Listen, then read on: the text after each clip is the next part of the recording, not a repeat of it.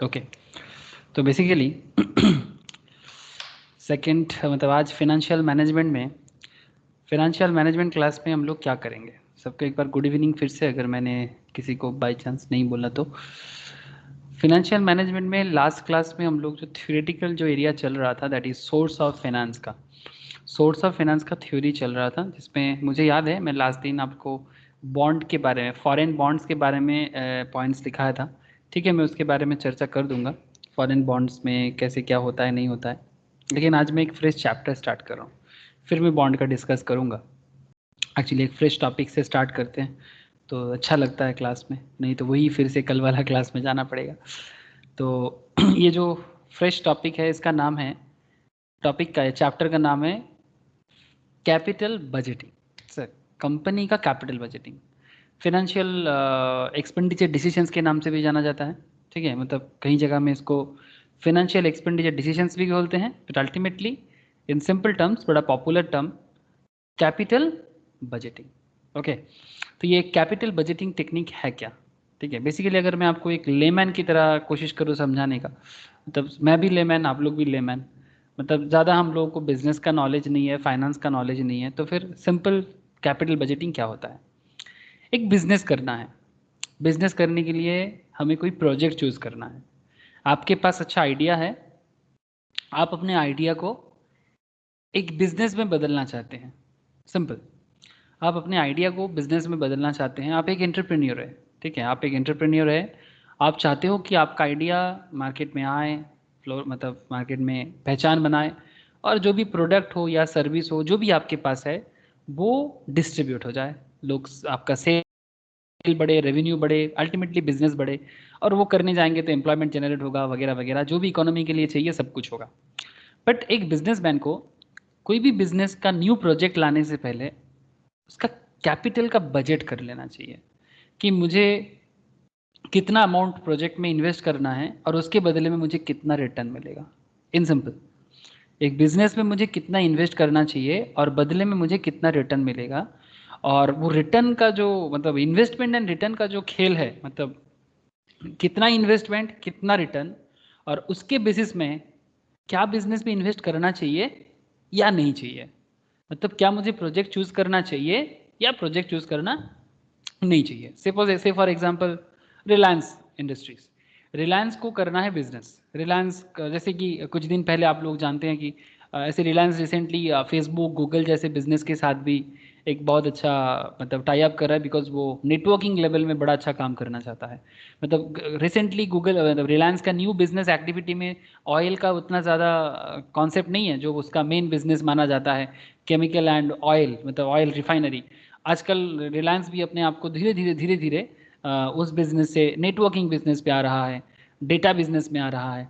ठीक है, तो इसके लिए वो गूगल फेसबुक जैसे बिजनेस भी, मतलब फेसबुक जैसे जो मतलब जायंट है इन मतलब नेटवर्किंग में, डिजिटल कॉन्सेप्ट में, वो लोग इस बिजनेस में, रिलायंस के बिजनेस में इन्वेस्ट कर रहे हैं, और रिलायंस के थ्रू से वो इंडिया भर में फैलना चाहता है। कुछ देर पहले कुछ महीना पहले बोलूँगा, जियो मार्ट बोल के एक कॉन्सेप्ट लॉन्च किया। जैसे कि वो अमेजन जैसे बिजनेस करते हैं ना ग्रॉसरीज के बेसिस पे, लाइक ग्रॉफर्स, बिग बास्केट जैसे बिजनेस की जैसा, वैसा ही जियो मार्ट लॉन्च किया। फिर उससे पहले हम लोगों को पता है रिलायंस जियो तो आया ही था नेटवर्किंग में, डेटा में। तो कोई भी बिजनेस मार्केट में आने से पहले उसका एक प्रॉपर बजटिंग होना चाहिए, मेनली फिनेंशियल बजट, जिसमें कितना कैपिटल डालना है, कितना कैपिटल का फ्लो होगा, और कितना कैपिटल का मतलब इनफ्लो होगा, मतलब मेरा बिजनेस चलेगा कि नहीं चलेगा। उसके लिए प्रोजेक्ट में एक प्रीवियस कॉन्सेप्ट देखना पड़ेगा। उसके बाद देखिए, एक हो जाता है बजटेड कॉन्सेप्ट, एक होता है रियलिटी कॉन्सेप्ट। बजट करने के टाइम पे हम लोग अपना एक रोड मैप बनाते हैं, लेकिन रियलिटी में भी उससे ज़्यादा भी हो सकता है, जितना सोचे थे उतना अचीव ना भी कर सकते हैं, या फिर जितना सोचा था एग्जैक्टली वैसा ही हुआ है। तो जो भी हो, लेकिन उसके लिए पहले बजट तो बनाना ज़रूरी है। तो यही है इस कैपिटल बजटिंग चैप्टर का एक मेन कॉन्सेप्ट। आगे आगे मैं एक एक टॉपिक के ऊपर बात करूंगा। वेरियस ऑफ टेक्निक्स यूज होता है कैपिटल बजटिंग में। फिनेंशियल मैनेजमेंट का एक one of the most celebrated chapter माना जाता है। जैसे हम लोग cost of capital, time value of money, obviously जिनका टाइम वैल्यू ऑफ मनी नहीं हुआ है, लाइक प्रियोतमा है, प्रीतम, ऋषभ, आपको मैं, आप लोगों को मैं ना टाइम वैल्यू ऑफ मनी का क्लास शेयर करूंगा। ठीक है, मतलब आजकल के अंदर ही कर दूंगा। सारा का सारा time value of money 4 to 5 classes में स्प्रेड किया हुआ है। आप लोगों को मेरा रिक्वेस्ट है, टाइम वैल्यू ऑफ मनी जो मेन इंट्रोडक्टरी है फाइनेंशियल मैनेजमेंट का, वो चैप्टर का पूरा एक बार कवर कर ले, क्योंकि वो इंट्रोडक्टरी चैप्टर एक बार कवर हो जाए ना, आप फाइनेंशियल मैनेजमेंट में ना अपने आप को कहीं पर भी सेट कर लोगे। तो ये मेरा रिक्वेस्ट होगा, मैं शेयर कर लूँगा, तो आप लोग please time value of money एक बार कर लो। उसके बाद ये कैपिटल बजटिंग में अगर आज समझने में आप लोगों को थोड़ा बहुत दिक्कत हो सकता है, रोशनी को नहीं होगा, ज्योति को नहीं होगा, मौसमी को भी नहीं होगा, आप लोग जानते हो time value of money, Shankar ji को भी नहीं होगा, आई नो, लेकिन जिनका टाइम वैल्यू ऑफ मनी का कॉन्सेप्ट थोड़ा हल्का है या फिर नहीं पता, उनके लिए थोड़ा दिक्कत होगा। टाइम वैल्यू ऑफ मनी में जैसे इन्फ्लेशन का कॉन्सेप्ट समझ में आता है, कंपाउंड डिस्काउंटिंग का कॉन्सेप्ट जो बचपन में हम लोग कंपाउंडिंग डिस्काउंटिंग करते थे, एनुइटी का कॉन्सेप्ट, ये सब बड़ा वाइटल कॉन्सेप्ट है टाइम वैल्यू ऑफ मनी पे, तो वो थोड़ा एक बार सबको जान लेना चाहिए। तो वो एक बार मैं आप लोगों के साथ शेयर कर लूँगा ना वो क्लास, तो एक बार वो प्लीज़ कर लीजिएगा, तो फिर आप कैपिटल बजटिंग में ऐसे दिक्कत नहीं होगा। आप देखिए मैं जैसे स्टार्ट करूँगा प्रोजेक्ट लेके, रियल लाइफ प्रोजेक्ट के जैसा चर्चा होगा, ठीक है, तो फिर आप देखिएगा कि बड़ा ही इंटरेस्टिंग टॉपिक है। तो चलिए मैं स्टार्ट करता हूँ कैपिटल बजटिंग डिटेल्स में। आई होप आप लोगों को समझ में आया कि ये कैपिटल बजटिंग क्या है और क्या करने जा रहे हैं हम लोग। बहुत इंपॉर्टेंट चैप्टर है। ओके शंकर जी, कनेक्शन हुआ ना, मतलब चैप्टर का कॉन्सेप्ट क्या है, कि क्या एक्चुअली सीखने वाले हैं हम लोग। यस यस पूरा का पूरा कॉन्सेप्ट बिजनेस के पॉइंट ऑफ व्यू से होगा, कि एक बिजनेस को कोई भी न्यू प्रोजेक्ट लेने से पहले वो क्या सोचता है, उसके दिमाग में क्या चलता है, क्या प्रोजेक्ट लेना चाहिए कि नहीं चाहिए, ठीक है, प्रोजेक्ट एक्सेप्टेड होगा कि नहीं होगा, सारा का सारा खेल बड़ा इंटरेस्टिंग है। तो जब भी कंपनी अपना एनुअल जनरल मीटिंग करता है, कंपनी वहीं पर डिसाइड करता है कि हम लोग इस बिज़नेस पे नहीं इस बिज़नेस में पैसा लगाना चाहते हैं। हर कंपनी का एजीएम होता है, ठीक है, एनुअल जनरल मीटिंग होता है, स्पेशल जनरल मीटिंग होता है, ईजीएम एक्स्ट्राऑर्डिनरी जनरल मीटिंग होता है।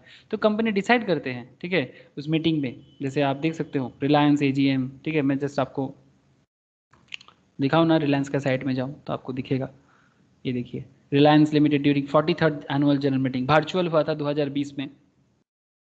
रिलायंस एजीएम के बारे में अगर हम रिलायंस के साइट में जाएं, यस मिल सकता है, ये देखिए इसमें payment of interest to share holders, NCDs non convertible debentures, intimation to trading window close period वगैरह वगैरह, मतलब कंपनी का जो भी डिटेल्स है वो कंपनी सारा का सारा डिटेल्स अपने वेबसाइट में डालते रहते हैं।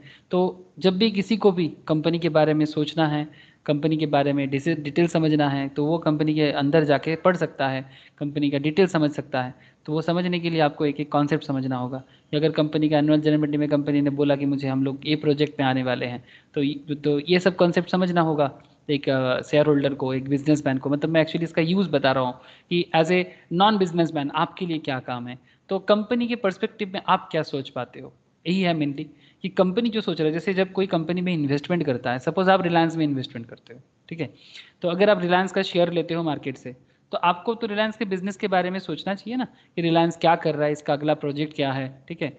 जैसे रिलायंस का करंट शेयर प्राइस 1932, ऐसे करेंटली मार्केट थोड़ा डाउन साइड चल रहा है, ये थोड़ा कोविड का सिचुएशंस है तो थोड़ा डाउन साइड है ऐसे, फिर भी आज मार्केट थोड़ा आप दिख रहा है 1.11 में, सेंसेक्स 48, 554 544, निफ्टी स्टील 14,000, गिरने वाला है बिकॉज महाराष्ट्र में जैसे ही धीरे धीरे बिजनेस ऑलरेडी डाउन होना चालू हुआ है, धीरे धीरे आगे और होगा। लेकिन वो वैक्सीन के बारे में बोल के थोड़ा मार्केट फिर से अप हुआ है, तो ये तो इशू अभी चलेगा कभी, अभी तो मार्केट में वोलाटिलिटी रहेगा। चलिए मार्केट के बारे में डिस्कशंस ज़्यादा नहीं करेंगे क्योंकि हमें कैपिटल बजटिंग पढ़ना है। तो सपोज आप रिलायंस में इन्वेस्ट करते हो, तो आपको रिलायंस का बिजनेस को समझना है, वो बिजनेस के बारे में क्या सोच रहा है, तो यही मेन मुद्दा है। चलिए कैपिटल बजटिंग स्टार्ट करते हैं, फिर आगे आगे मतलब शेयर मार्केट का बात तो होगा, बिकॉज कंपनी लेवल में डिस्कशंस करते वक्त ये शेयर मार्केट तो आ ही जाएगा। तो फाइनेंशियल मैनेजमेंट हेडिंग कर लीजिए, ये तो हमारा सब्जेक्ट है।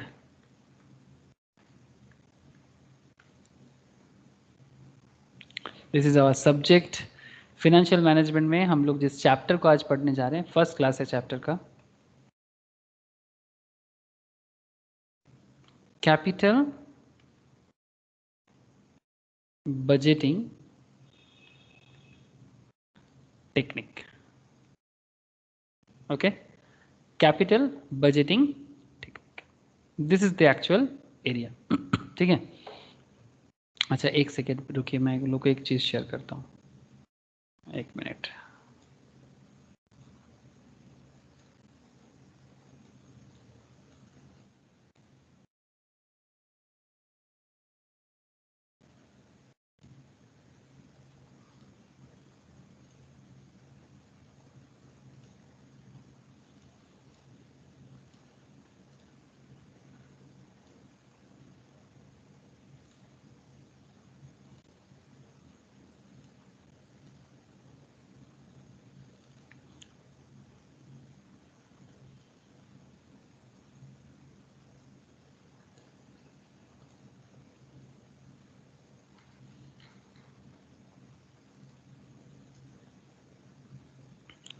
ऐसे जिन लोगों के लिए थोड़ा सा नया लग रहा है फाइनेंशियल मैनेजमेंट, मैं उनको कुछ शो कर दे रहा हूँ एक बार कि एक्चुअली हम लोग फाइनेंशियल मैनेजमेंट में क्या क्या सीखने वाले हैं। ठीक है, क्या क्या हम लोग सीखने वाले हैं, यही मैं आप लोगों के साथ थोड़ा सा शेयर कर लेता हूँ। This is the topic area जो हम लोग कवर करने वाले हैं। ठीक है, ये एज़ पर चार्टर्ड सिलेबस है या सीएमए का सिलेबस के हिसाब से है, जो मेनली सारा का सारा चीज़ें ही कवर करता है। आप देख सकते हैं यहाँ पर financial management and financial analysis, introduction to FM, financial analysis through ratios बात करेंगे, financial decisions that is source of finance जिसके बारे में हम लोग काफ़ी बात कर रहे थे, कॉस्ट ऑफ कैपिटल जिनका हो गया है समझ गए, कैपिटल स्ट्रक्चर डिसीजंस, ठीक है, ये आपका लिवरेज एंड कैपिटल स्ट्रक्चर, इसमें भी किसी किसी का हो गया है, जिनका नहीं हुआ उसका होगा। मेनली हम लोग जो आज बात करने जा रहे हैं वो ये टॉपिक है, capital investment and dividend decisions, जिसमें आप देख सकते हैं यहाँ पर कैपिटल इन्वेस्टमेंट डिसीजंस, जिसको हम लोग कैपिटल बजटिंग के नाम से भी बात कर रहे हैं, आप समझिएगा। ओके, कैपिटल बजटिंग किसी किसी किताब में किसी किसी ऑथर के नाम, ऑथर बताते हैं इसको कैपिटल बजटिंग। जैसे बीकॉम लेवल में, मतलब कॉलेज लेवल में, एमबीए लेवल में कैपिटल बजटिंग बड़ा पॉपुलर है। ठीक है, लेकिन सीएसीएमए लेवल में कैपिटल बजटिंग भी बोलते हैं, कैपिटल इन्वेस्टमेंट डिसीजंस भी बोलते हैं।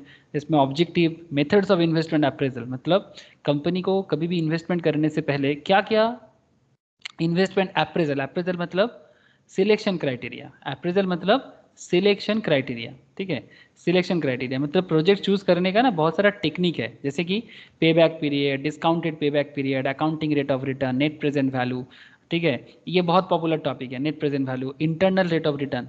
ठीक है, जो लोग कॉस्ट ऑफ कैपिटल पढ़ने के टाइम पे बहुत बार मेरे मुंह से आईआरआर के बारे में सुने हैं, MIRR, modified internal rate of return. ठीक है, फिर ये सभी चीज़ें हम लोगों को, फिर adjusted risk and uncertainty in capital budgeting. देखिए जो मैं बोल रहा था ना, अल्टीमेटली वही बात आ गया, कैपिटल बजटिंग डिसीजंस, मतलब इंटरचेंजेबली यूज़ किया जाता है। ठीक है, कभी कैपिटल इन्वेस्टमेंट डिसीजंस के नाम से भी कहा जाता है, कभी इसको कैपिटल बजटिंग टेक्निक भी कहा जाता है। तो हम लोग दोनों बात कर सकते हैं, capital budgeting and capital investment decisions what ever. तो यही है हम लोग का मेन टॉपिक एरिया जो हम लोग कवर करने जा रहे हैं बिजनेस के परस्पेक्टिव में। जिनको ज़्यादा कॉन्सेप्ट नहीं था कि हम लोग क्या कर रहे हैं, कहाँ कर रहे हैं, ठीक है, वैसे तो आप लोग देख सकते हैं कि क्या क्या ओवरऑल हम लोग कंप्लीट करेंगे फाइनेंस में। आपको मैं एक ओवरव्यू दे दूँ, ठीक है, आपको एक ओवरव्यू दे दूँ कि क्या क्या टॉपिक सबको कवर करना है। दैट इज़ फाइनेंसिंग डिसीजंस, जैसे कि सोर्स ऑफ फाइनेंस, ऑब्जेक्टिव, ये पूरा बेसिक एरिया है। ठीक है, इसके अंदर टाइम वैल्यू ऑफ मनी वगैरह सब आ जाएगा, इंट्रोडक्शन टू एफएम के साथ। फिर फाइनेंशियल रेशियोज़ के बारे में ऑब्वियसली बात करेंगे। फाइनेंसिंग डिसीजंस में सोर्स ऑफ फाइनेंस थ्योरी भी है, कॉस्ट ऑफ कैपिटल का एरिया भी है, source of finance and cost of capital. जैसे कल हम लोग बात कर रहे थे ना, वेंचर कैपिटल, कन्वर्टेबल डिवेंचर्स, ये सब, तो यही सब आ जाता है सोर्स ऑफ फाइनेंस का थ्योरीज। और साथ में कॉस्ट ऑफ कैपिटल का भी काफ़ी सारा एरिया, जिनका हो गया है वो समझ गए हैं कि कॉस्ट ऑफ कैपिटल क्या है। कैपिटल स्ट्रक्चर डिसीजंस, ये हमारा leverage and capital structure decisions, EBIT, EPS analysis, break even, EVIT, ये सब भी हम लोगों ने किसी किसी ने किया हुआ है, जिनका नहीं हुआ वो फ्रेशली सीखेगा, डोंट वरी। अच्छा, एडजस्टमेंट ये सब सीखेंगे, डिविडेंड डिसीजंस भी सीखना है, एंड लास्ट में सीखेंगे वर्किंग कैपिटल मैनेजमेंट, ये भी बड़ा इंटरेस्टिंग है। तो यही है बेसिकली एफएम का मेन एरिया। ऐसे देखने में तो बड़ा छोटा टॉपिक दिखता है, बट इतना छोटा नहीं है, काफ़ी डिटेल चर्चा होता है इसके अंदर। ओके, ठीक है, मैं बस एक बार गो थ्रू करा दिया कि सर हम लोग क्या क्या सीख रहे हैं कैपिटल बजटिंग में। ठीक है, चलिए कैपिटल बजटिंग स्टार्ट किया जाए। इंट्रो, एक काम कीजिए, capital budgeting technique and project management लिखिए इसके अंदर, एंड प्रोजेक्ट मैनेजमेंट। बेसिकली ये जो कैपिटल बजटिंग है ये प्रोजेक्ट मैनेजमेंट भी है, मतलब जब कोई कंपनी कोई प्रोजेक्ट में पैसा इन्वेस्ट करते हैं तो उसके बारे में वो क्या सोचते हैं, that is the main thing. तो एक काम कीजिए, इंट्रोडक्शन, हेडिंग कीजिए introduction. Capital budgeting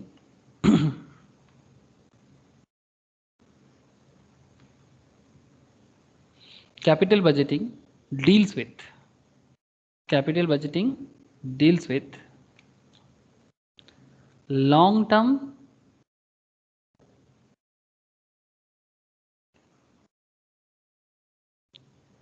investment decisions, long term investment decisions, point to be noted. Capital budgeting mainly deal करता है लॉन्ग टर्म इन्वेस्टमेंट डिसीजंस को, कि मतलब जब भी किसी बिजनेस को कोई लॉन्ग टर्म बिजनेस प्लान कर रहा है ना वो, ठीक है, तभी उनको मेनली चिंता हो जाता है। ठीक है, मैं आपको दिखाऊंगा, दो कुछ मिनट बाद दिखाते हैं, रुकिए। कि जैसे रिलायंस का कुछ कॉन्सेप्ट है लॉन्ग टर्म इन्वेस्टमेंट का, कि किस किस पॉइंट पे वो इन्वेस्ट कर रहा है। जैसे अदानी, अदानी बहुत सारा पोर्ट वगैरह खरीद रहा है, आप देख पा रहे हैं। तो उसका कुछ ऑब्जेक्टिव है कि इंडिया का एक्सपोर्ट इंपोर्ट मार्केट को पूरा चेंज करना चाहता है अदानी। ठीक है, ऐसे कल तो अदानी को New York stock exchange, sorry Nasdaq में, मोस्ट प्रोबेबली यूएसए में डाउ जोन्स जो, तो ये है कॉन्सेप्ट है, वहाँ पर नैस्डैक को हटाया गया है। क्योंकि इसके कारण हटाया गया, ये S&P 500 डाउ जोन्स का बनाते हैं, डाउ जोन्स, यहाँ से इसको हटाया गया अदानी को। अदानी वहाँ पर भी ट्रेड करता था, इसलिए क्योंकि म्यांमार मिलिट्री के साथ कनेक्शन इसके थ्रू से। ठीक है, ये एक अपडेट था। ठीक है, मैं बाद में बात करूंगा इसके बारे में। तो capital budgeting deals with long term investment decisions, मतलब अगर बिजनेस का कोई लॉन्ग टर्म गोल है तो ही कैपिटल बजटिंग टेक्निक बड़ा इंपॉर्टेंट हो जाता है। This decisions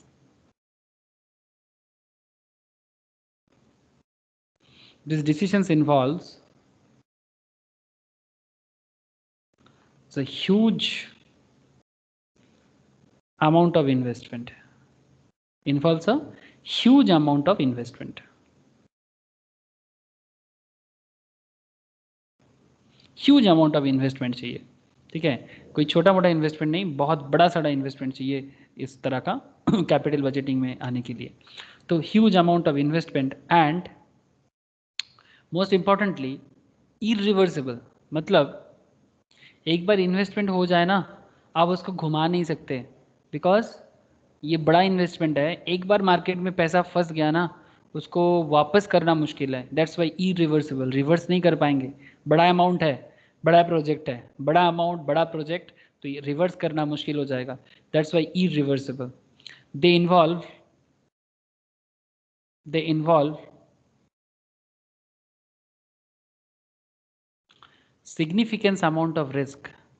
They involve significance amount of risk, एक बड़ा सिग्निफिकेंट लेवल का रिस्क इसके अंदर रहता है। एंड डिटेल फोकस्टिंग, बहुत डिटेल फोकस भी करना पड़ेगा। जैसे सिग्निफिकेंट रिस्क है, साथ में डिटेल फोकस्टिंग भी है। देखिए, डिटेल्ड फोकस्टिंग, बहुत दूर का सोचना पड़ता है कंपनी को, तब जाके कंपनी अपना कैपिटल को प्रॉपरली मैनेज कर पाता है। जैसे हम लोग जानते हैं मार्केट में कंपनी बिजनेस करता है, ठीक है, तो उसका कैपिटल बहुत इंपॉर्टेंट होता है। ठीक है, तो कितना कैपिटल है मार्केट में बिजनेस का, उसके ऊपर डिपेंड करता है कि बिजनेस आगे कितना दूर तक जाएगा।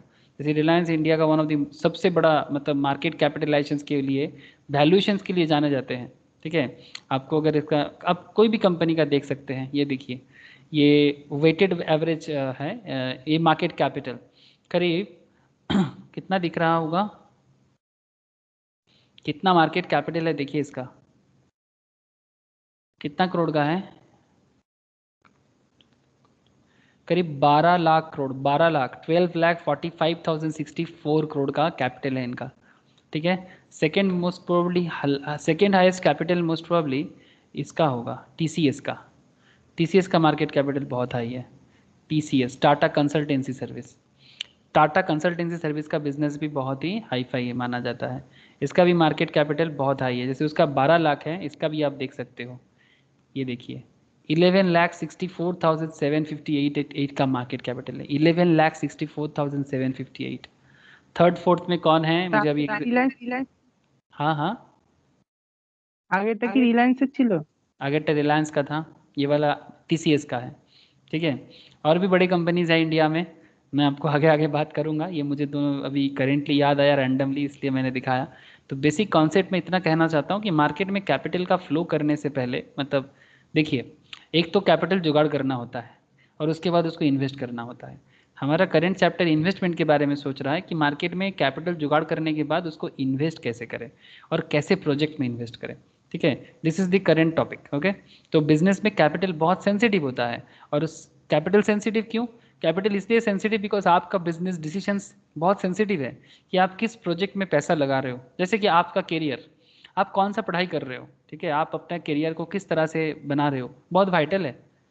ऐसा नहीं कि आपको जो चीज़ पसंद नहीं है, अगर आप उस नापसंद चीज़ में अपना करियर को मतलब गो थ्रू कराओ, तो आप मुश्किल में पढ़ सकते हो, या फिर आपको उसमें एक्सपर्टाइज नहीं है, आपका माइंड उस तरह का ट्रेंड नहीं है, लेकिन आप खर्चा करके पढ़ रहे हो। मतलब से for example you don't want to be engineer, but आपको ज़बरदस्ती इंजीनियर बनाया जा रहा है। मतलब इंडिया में ऐसा कहानी बहुत है।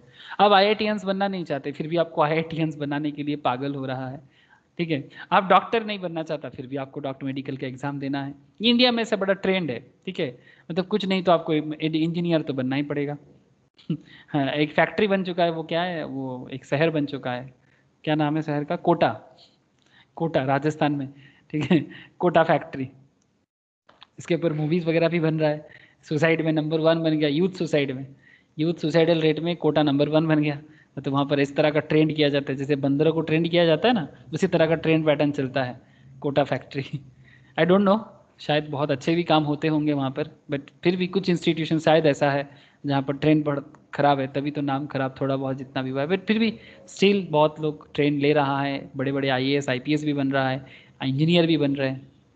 चलो सर, तो सिग्निफिकेंस अमाउंट ऑफ रिस्क, लेकिन हमारा कॉन्सेप्ट थोड़ा अलग है। हम लोग तो बिजनेसमैन और बिजनेस को सपोर्ट करने का पढ़ाई करते हैं, chartered accountancy, cost accountancy, stock market का लेवल का, इन्वेस्टमेंट लेवल का पढ़ाई है। तो इसमें आपको थोड़ा खुला मन में ही पढ़ना पड़ेगा। तो significance amount of risk and detail focusing. ठीक है, तो एक बिजनेसमैन जैसे कि कहा जाता है कि CMA के लिए एक बहुत सुंदर बात कहा जाता है, behind every business there is a CMA। मतलब behind every successful business there is a CMA। और CA के बारे में क्या बोलूँ, CA का बहुत बड़ा रोल प्ले होता है नेशन बिल्डिंग में। CA is build for nation building. 1949 में चार्टर्ड अकाउंटेंट को जब पार्लियामेंट एक्ट बनाया गया था, चार्टर्ड अकाउंटेंट एक्ट, तो उस टाइम पे उनका मेन कॉन्सेप्ट यही था कि नेशन बिल्डिंग में ये लोग काम करेगा, कि देश का बिजनेस को बिल्ड करने में। वो अलग बात की बहुत करप्टेड केसेस भी बनता है बिजनेस। हाँ, इसीलिए इंडिया जितना आगे नहीं बढ़ पाया, इनके पीछे भी इनका बहुत बड़ा रोल प्लेइंग है। जितना करप्शन बना है, इनके पीछे भी यही लोगों का नाम आता है। ठीक है, जो बना सकते हैं वही खराब भी कर सकता है। ये चाहता तो बहुत कुछ कर सकता था, बहुत बड़ा बड़ा स्कैम को भी बंद कर सकता था, बट नहीं किया, वो अलग बात। ओके। अब इंसानियत और ये एथिक्स, ये तो बाजार में सीखने को नहीं मिलता, ये अंदर से आता है। Significance amount of risk and detailed forecasting. अच्छा, एक चीज़ लिखिए। अच्छा, फोरकास्टिंग इज इन्वॉल्व्ड। अच्छा, और इन्वॉल्व लिखने का जरूरत नहीं है, डिटेल फोरकास्टिंग बस इतना ठीक है। पैरा चेंज करके लिखिए the steps, the steps in capital budgeting, the steps in capital budgeting। Capital budgeting का स्टेप्स क्या है? ठीक है, the steps in capital budgeting are captured by the word PASIR, PASIR। This is not the English word, ये short form है, मतलब जोड़ के बनाया गया है, इंग्लिश वर्ड नहीं है। हाँ प्लीज़, इसको इंग्लिश वर्ड मत समझिएगा, कोई इंग्लिश डिक्शनरी में नहीं मिलेगा आपको पैसीर। कोई ढूंढने ना निकल जाए पैसीर क्या है, पैसीर कुछ नहीं है। ठीक है, ये फुल फॉर्म से बनाया गया है PASIR, the word PASIR, captured by the word PASIR. हम लोग इसको बनाएंगे। पैसीर मतलब क्या हो जाएगा? Planning, P for planning. Okay, P for planning. प्लानिंग में क्या होता है? Generation of project idea, generation of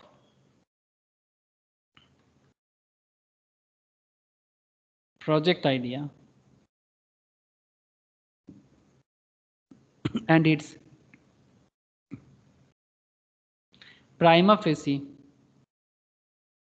prima prima facie in the sense primary। okay, so latin word sir, prima facie, latin word sir। क्यों use किया जाता है? ऐसे करते हैं sir. prima facie screening, prima facie screening, prima facie मतलब primary, primary screening. ठीक है, प्राइमरी स्क्रीनिंग आपको बहुत दिखेगा बहुत सारा जगह में। इस वर्ड के साथ आप लोगों को कनेक्शन कभी कभी कर लेना चाहिए। ये लैटिन वर्ड जो यूज़ कर देते हैं ना बीच बीच में, ठीक है, ये फाइनेंस में यूज़ होता है, लॉ में यूज़ होता है, बहुत यूज़ होता है। কি ওটা ফর্মিন নাকি कि प्राइमा, ओ सॉरी मैंने गलत स्पेलिंग लिख दिया, prima, prima PRIMAFIC। Prima fascia भी लिख सकते हो और प्राइमा फेसी भी लिख सकते हो, CIA भी लिख सकते हो, प्राइमा फेसिया स्क्रीनिंग। ठीक है, प्राइमरी, एफ लिख दिया था मैंने, sorry. And it's prima fascia screening. That means first initial screening, basically primary या initial screening. Planning. Next is analysis. कोई भी प्रोजेक्ट में इन्वेस्ट करने से पहले तो पहले क्या हो गया, generation of project ideas and it's prima facial screening मतलब आप समझ गए ना, उसको डिटेल्स में समझना, ठीक है. And then second is analysis. अब ये एनालिसिस थोड़ा सा ऐसे करके लिखो इसको, एनालिसिस को बीच में एक बार फिर से लिखो, लिख के यहाँ से ना कुछ एरो निकाल दो. कितना एरो होगा, 4 एरो निकालना. बिजनेस में 4 तरह का एनालिसिस होना चाहिए मेनली, 1 2 3 एंड 4, ठीक है. तो फर्स्ट पॉइंट में लिखना फाइनेंशियल प्लानिंग. किसी भी बिजनेस मॉडल का मेनली 4 तरह का एनालिसिस बहुत जरूरी है. सबसे पहले आप फाइनेंशियल प्लानिंग करो, सेकंड में आप बिजनेस को मार्केट करो, second is a marketing planning. Financial planning, second is marketing planning, and third thing obviously technical, मतलब आपका जो बिजनेस है उसका कुछ टेक्निकलिटी है, ठीक है. तो आप टेक्निकल प्लानिंग करो, किस तरह से आप टेक्निकली उसको मार्केट करोगे या फिर बिजनेस में कैसे उसको प्रोड्यूस करोगे, what ever technical. And financial, marketing and technical के बाद द मोस्ट इंपॉर्टेंट प्लानिंग का एरिया है, दैट इज इसके बिना बिजनेस बन ही नहीं सकता, कोई भी प्रोजेक्ट सक्सेस हो ही नहीं सकता. क्या है, सोशल, लिखिए social cost benefit analysis. Social cost benefit analysis, समझ रहे हैं ना, social cost benefit analysis. So very very important area, इसको शॉर्ट में बोलते हैं SCBA, social cost benefit analysis. मतलब आपका बिजनेस कितना भी बड़ा हो जाए, आपका फाइनेंशियल कॉन्सेप्ट कितना भी बड़ा हो जाए, आपका मार्केटिंग का एक्टिविटी कितना भी बड़ा हो जाए, आपका टेक्निकल कॉन्सेप्ट नॉलेज कितना भी टॉप क्लास हो जाए, फर्क नहीं पड़ता. लेकिन अगर रियल लाइफ प्रॉब्लम नहीं सॉल्व कर पाया, रियल लाइफ नीड सॉल्व नहीं कर पाया, तो फिर आपका प्रोजेक्ट फेलियर हो जाएगा. This is the most important area. तो इसलिए प्लानिंग, सेकेंड इज एनालिसिस. तो सोशल कॉस्ट बेनिफिट एनालिसिस भी हम लोगों को चेक कर लेना चाहिए, जो बहुत वाइटल माना जाता है. एंड इसके बाद बाकी जो पॉइंट्स है इसको हम लोग जस्ट नाम लिखने से ही होगा. तो प्लानिंग हो गया, ए फॉर एनालिसिस हो गया, एंड नेक्स्ट पॉइंट लिखेंगे हम लोग selection. Next point is selection. Selection that is also called, इसको और एक नाम से भी बोला जाता है अप्रेजल. ओके, ये वर्ड बहुत चलता है फिनेंस में, बहुत पॉपुलर पॉइंट है ये अप्रेजल. एंड इम्प्लीमेंटेशन, उसके बाद आ जाएगा आपका इम्प्लीमेंटेशन. सिलेक्शन के बाद उसको इम्प्लीमेंट करना है, दैट्स वाई इम्प्लीमेंटेशन, ठीक है, इम्प्लीमेंटेशन. एंड लास्ट पॉइंट क्या बनना चाहिए, रिव्यू करना चाहिए. जो भी आपका प्रोजेक्ट है उसको रिव्यू करना चाहिए. तो एक सिंपल कॉन्सेप्ट आ गया कि what is financial capital budgeting या फिर what is financial investment decisions. बड़ा पॉपुलर क्वेश्चन है एग्जाम लेवल में, ठीक है, थ्योरेटिकल क्वेश्चंस में पूछ लेते हैं. डिफाइन कैपिटल बजटिंग और डिफाइन कैपिटल इन्वेस्टमेंट डिसीजंस. तो आपका जवाब बड़ा सिंपल होगा. एग्जाम ओरिएंटेड जिनको सोचना है उनके लिए बता रहा हूँ, जिनको सिर्फ अंडरस्टैंडिंग जरूरी है, अंडरस्टैंड करने से ही काम बन जाएगा. Capital budgeting deals with long term investment decisions. This decisions involves a huge amount of investment and irreversible. They involve significant amount of risk and detail forecasting. The steps in capital budgeting are captured by the word PASIR. PASIR का मतलब क्या हो जाएगा, P for planning, A for analysis, S for selection, I for implementation and R for review. R for review. अगर इस तरह से properly एक बिजनेस को कोई इम्प्लीमेंट करता है ना, तो फिर ऑटोमेटिकली उसका बिजनेस सक्सेसफुल पथ में आ जाता है. लेकिन अगर नहीं कर पाता तो मुश्किल में आ जाता है. सिंपल बात है. आगे बात को बढ़ाते हैं, ठीक है, यहाँ तक के बाद. नाउ पैरा चेंज करके लिखिए, पैरा चेंज करके लिखिए. We divide our discussion on capital budgeting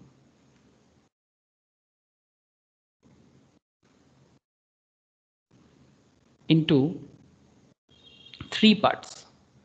3 हिस्सों में हम लोग इस कैपिटल बजटिंग टेक्निक को डिस्ट्रीब्यूट करेंगे. First, part 1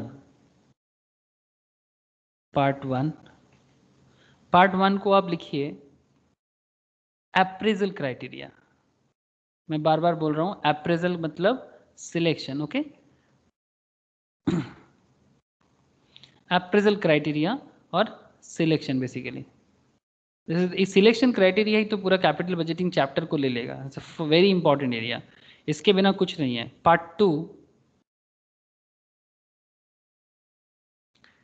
generation of cash flow, another important area, but after the selection generation of cash flow, मतलब जो प्रोजेक्ट हम लोग चूज करेंगे या जो टेक्निक चूज करेंगे, देखना पड़ेगा स्पेशली प्रोजेक्ट कि वो कितना कैश फ्लो दे रहा है। अगर बिजनेस का कैश फ्लो नहीं है तो चूज नहीं करेंगे, सिंपल बात है।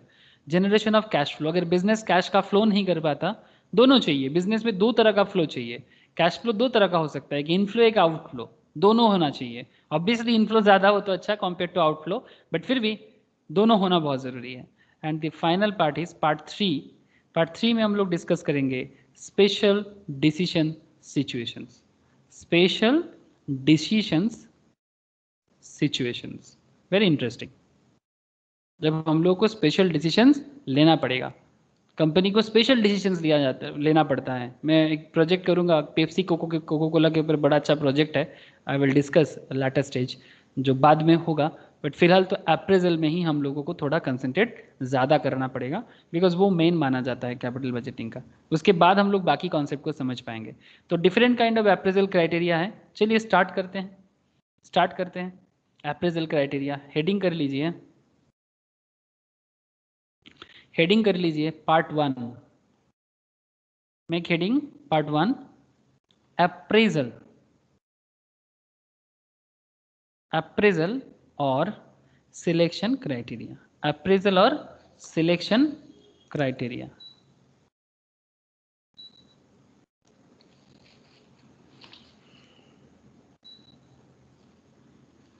अप्रेजल और selection criteria.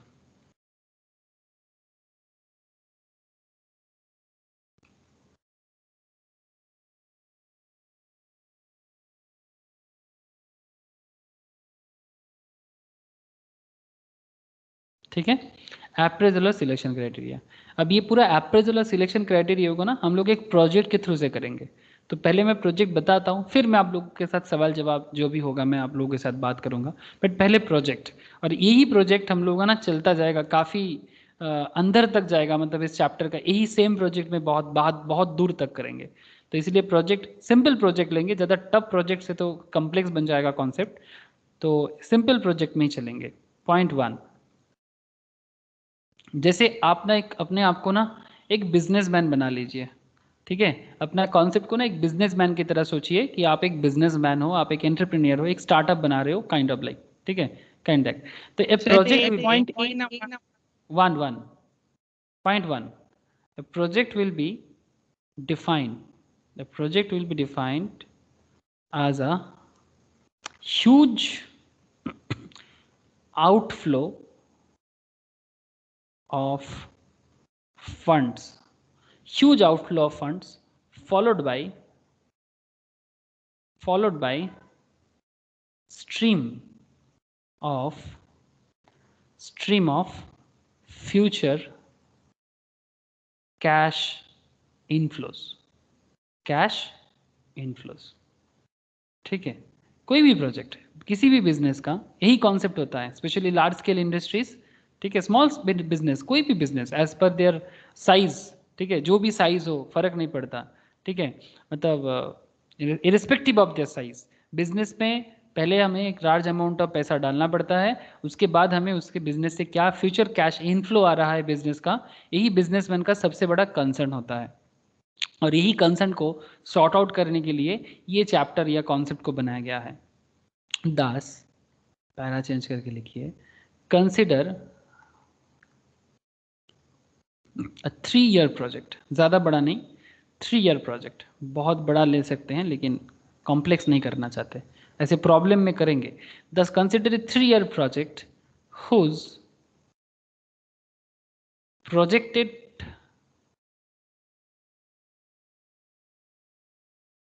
after tax cash flows are projected after tax cash flows are, okay, year and NCF, year and NCF. Year मतलब कितना नंबर ऑफ ईयर है हमारे लिए, जैसे कि 0 year, first year, second year, third year, okay, 0 1 2 3। तो suppose आप जिस स्टार्टिंग ईयर मतलब स्टार्टिंग ऑफ द ईयर को बेसिकली 0 ईयर बोल रहे हैं, तो आप यहाँ पर बिजनेस पे इन्वेस्ट कर रहे हो, ठीक है, आउटफ्लो कर रहे हो, मैं रेड में दे रहा हूँ इसको, ठीक है, आप बिजनेस में इसको आउटफ्लो कर रहे हो, और जब आपका इनफ्लो होगा मैं इसको ग्रीन में दिखा रहा हूँ। 500 फर्स्ट ईयर में आ रहा है, सेकेंड ईयर में आ रहा है आपका 400 एंड हाँ नेट कैश फ्लो, ये है net cash flow, NCF, net cash flow, ठीक है।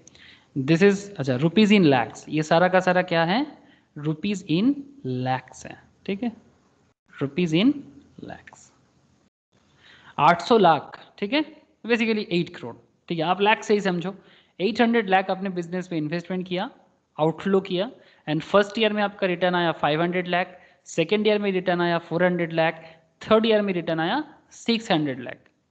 बात को समझिएगा, ठीक है। लेकिन यहाँ पर एक बड़ा कॉन्सेप्ट आ जाता है कि इट्स ओके कि हमने 800 लाख इन्वेस्ट किया, फर्स्ट ईयर में 500 आ गया, सेकेंड ईयर में 400 आ गया, थर्ड ईयर में 600 आ गया, तो अगर ओवरऑल देखा जाए तो 500 प्लस 400 प्लस 600 तो 1400 लाख है ना, नहीं सॉरी 5 4 9 6 15 1500 लाख क्या, 1500 लाख के आसपास आ रहा है।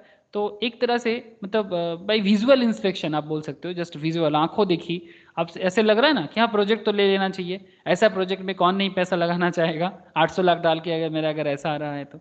लेकिन नहीं, हमेशा बात ऐसा नहीं होता, और भी बहुत सारा कॉन्सेप्ट होता है कि नॉर्मल बिजनेस कॉन्सेप्ट यह बताते हैं कि अच्छा इतना लगाया इतना आया, बट इसके अंदर बड़े बिजनेस में और भी काफ़ी सारा कॉन्सेप्ट होता है जिसका भी ध्यान रखना पड़ता है। तो ये तो प्रोजेक्ट का बस शुरुआत है, आगे आगे देखो होता है क्या है, ठीक है। अब ये प्रोजेक्ट हो सकता है कि ये अच्छा प्रोजेक्ट हो, बट दूसरा प्रोजेक्ट ऐसा भी मिल सकता है आपको जहाँ पर आपको इतना पॉजिटिव कॉन्सेप्ट ना भी दिखे। सपोज द फंडिंग पैटर्न, लिखिए इसके नीचे, सपोज प्रोजेक्ट को समझिए, ये एक्चुअली क्वेश्चन बन रहा है, लेकिन मैं आपको क्वेश्चन नहीं पढ़ा रहा हूँ, मैं आपको प्रोजेक्ट, क्वेश्चन क्या होता है लाइफ में, हम लोग जब एग्जाम में का क्वेश्चन सॉल्व करते हैं, क्या वो क्वेश्चन होता है, वो एक्चुअली रियल लाइफ प्रॉब्लम होता है, एंड जो एक्चुअली रियल में प्रोजेक्ट बनता है। हम लोगों को बचपन से ऐसे ट्रेन किया जाता है ना कि क्वेश्चन सॉल्व करो, क्वेश्चन सॉल्व करो। अरे भाई क्वेश्चन क्यों सॉल्व करें, बिकॉज हमें रियल में भी प्रॉब्लम सॉल्व करना है। क्वेश्चन को क्वेश्चन नहीं, अगर उसको प्रॉब्लम समझा जाए ना, मुझे लगता है ज़्यादा अच्छा बात होगा, ठीक है। तो और वो प्रॉब्लम सिर्फ एग्जाम का प्रॉब्लम नहीं, उसको वास्तव में भी प्रॉब्लम सोचना चाहिए, तभी जाके तो ये जब इंटरव्यू क्रैक नहीं होता ना, तो इसका सबसे बड़ा रीज़न नहीं होता है कि जिसका प्रैक्टिकल एस्पेक्ट बहुत ख़राब होता है ना, उसको इंटरव्यू क्रैक करना बड़ा मुश्किल हो जाता है। ये जितना मैंने देखा अपने एक्सपीरियंस में। सपोज द फंडिंग पैटर्न, क्या शंकर जी सही बोला कि नहीं, आपको क्या लगता है, आप बता सकते हैं। करेक्ट। मतलब बहुत ज्यादा नंबर लेके ही जॉब मिल जाएगा ऐसा जरूरी नहीं है ना, जरूरी नहीं। जरूरी नहीं है। Suppose the funding pattern of the project,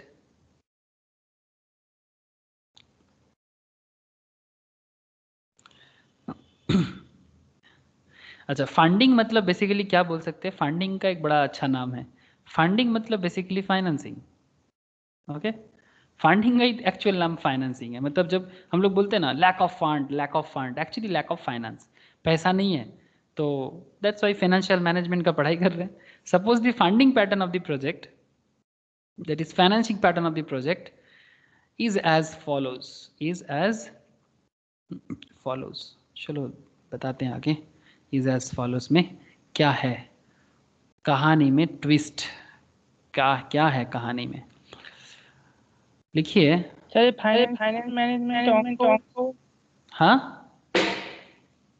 बोल, फाइनेंशियल मैनेजमेंट की अंको, हाँ तो अंको ही करने जा रहे, तो it's a mixed up concept and calculations, mix stuff है। Financial management means not just ये कॉन्सेप्ट भी है, कैलकुलेशन भी है, मिला हुआ है। देखो तो आगे आगे कैसे, ये अभी कॉन्सेप्ट चल रहा है, क्वेश्चन बन रहा है actually, this is a question, इसका सोल्यूशन होगा।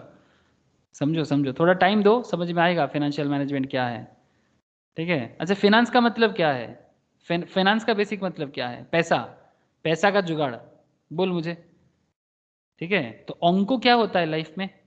अंको मतलब चाहे वो बिजनेस का अंको हो, अंको मतलब कैलकुलेशंस है ना, डिजिट्स।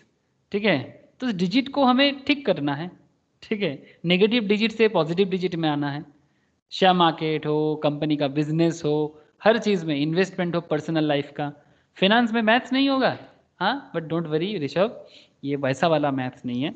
वो क्या है ना, वो बचपन में हम लोग, बहुत लोग डर जाता है वो इक्विटी डेरिवेटिव देख के, इंटीग्रेशन देख के, वैसा वाला मैथ्स नहीं है। या फिर साइन थीटा कॉस थीटा वाला नहीं, basic commercial maths. Okay, basic commercial maths मतलब आपको सिर्फ कॉमर्स का नॉलेज होना चाहिए, और हाँ बेसिक मैथ्स होना चाहिए। मतलब बेसिक मैथ्स मतलब नॉर्मल डिवाइड प्लस मल्टीप्लिकेशन, इस सब का सेंस होना चाहिए। ठीक है, मैथ्स तो है सर ऑब्वियसली, बिना मैथ्स का कोई काम नहीं होगा। सपोज द फंडिंग पैटर्न अच्छा फॉलोज इक्विटी। बिजनेस में आप लोगों को मैं लास्ट क्लास में बता रहा था, इक्विटी दो तरह का कॉन्सेप्ट में बन सकता है। इक्विटी मतलब ट्रू ओनर का कैपिटल, इस बिजनेस में इक्विटी इक्वल्स टू कितना है, 400 लाख का है। ठीक है, और लॉन्ग टर्म डेब्ट, लॉन्ग टर्म डेब्ट मतलब लोन, डेब्ट मतलब लोन, लॉन्ग टर्म डेब्ट कितना है, ये भी 400 लाख है। रोशनी बोझा अच्छे, रोशनी प्रियोतमा, आप लोग थोड़ा समझ पा रहे हो ना सर? ओके, तो इक्विटी कितना है, 400 लाख का, लॉन्ग टर्म डेब्ट कितना है, 400 लाख का। मौसमी, मौसमी की आवाज़ तो नहीं मिल रहा है, ठीक है कोई बात नहीं। टोटल इन्वेस्टमेंट, ये देखिए एक चीज़ ध्यान दीजिए, आपका टोटल इन्वेस्टमेंट कितना था, 800 लाख का था ना, आपकी कितने का कितना आउटफ्लो हुआ था इनिशियल ईयर में, स्टार्टिंग में 800। इस 800 का बाइफर्केशन देखिए, इक्विटी से 400 लाख मतलब, इक्विटी से 400 लाख मतलब शेयर होल्डर, प्रोमोटर, ठीक है, शेयर होल्डर प्रोमोटर ये सब मिला के, मतलब किसी ने कंपनी का शेयर होल्डर है, कोई कंपनी का प्रोमोटर है, ठीक है, तो उसको इक्विटी शेयर बोलता है। स्टॉक मार्केट से भी पैसा उठाया, ठीक है, तो ये सब मिला के 400 लाख का कैपिटल है। और लॉन्ग टर्म डेब्ट दैट इज लोन से, ठीक है, loan basically simple normal concept के लिए बता रहा हूँ, ठीक है, लोन से 400 लाख, तो इस तरह से कंपनी का 800 लाख जुगाड़ हुआ। लेकिन बात अभी बहुत बाकी है। Total investment, total investment by long term finance, by long term finance, long term finance नहीं, इसको लिखो long term source, total investment by long term source, okay, long term source 800 lakhs, okay, 800 lakh। suppose interest rate of long term डेब्ट, मतलब जो long term डेब्ट है company का, long term डेब्ट का अगर इंटरेस्ट रेट, हम मान ले रहे हैं यहाँ पर लॉन्ग टर्म डेब्ट का इंटरेस्ट कितना है, 15%। ओके, कंपनी का जो बिजनेस लोन है मार्केट में 400 लाख का, 15% का रेट है। We know that is, we know this is tax deductible. ये मैंने कॉस्ट ऑफ कैपिटल चैप्टर में बोला था, जिस टाइम जिनको नहीं समझ में आ रहा है मैं फिर से एक बार बता दूंगा, डोंट वरी, कि ये टैक्स डिडक्टेबल क्यों हो गया। कि लॉन्ग टर्म डेब्ट 15%, we know that this is tax deductible, we know that this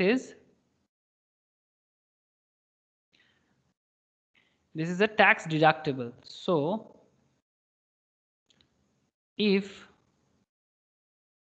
tax rate is 40%, if tax rate is 40%, अगर टैक्स का रेट है 40% का, सरकार को जो हमें पे करना है 40% का, ठीक है, तो आपको पूछा जा रहा है, आप कैलकुलेट करके बताइए पोस्ट टैक्स कॉस्ट ऑफ डेब्ट, पोस्ट टैक्स केडी, ठीक है, केडी मीन्स कॉस्ट ऑफ डेब्ट,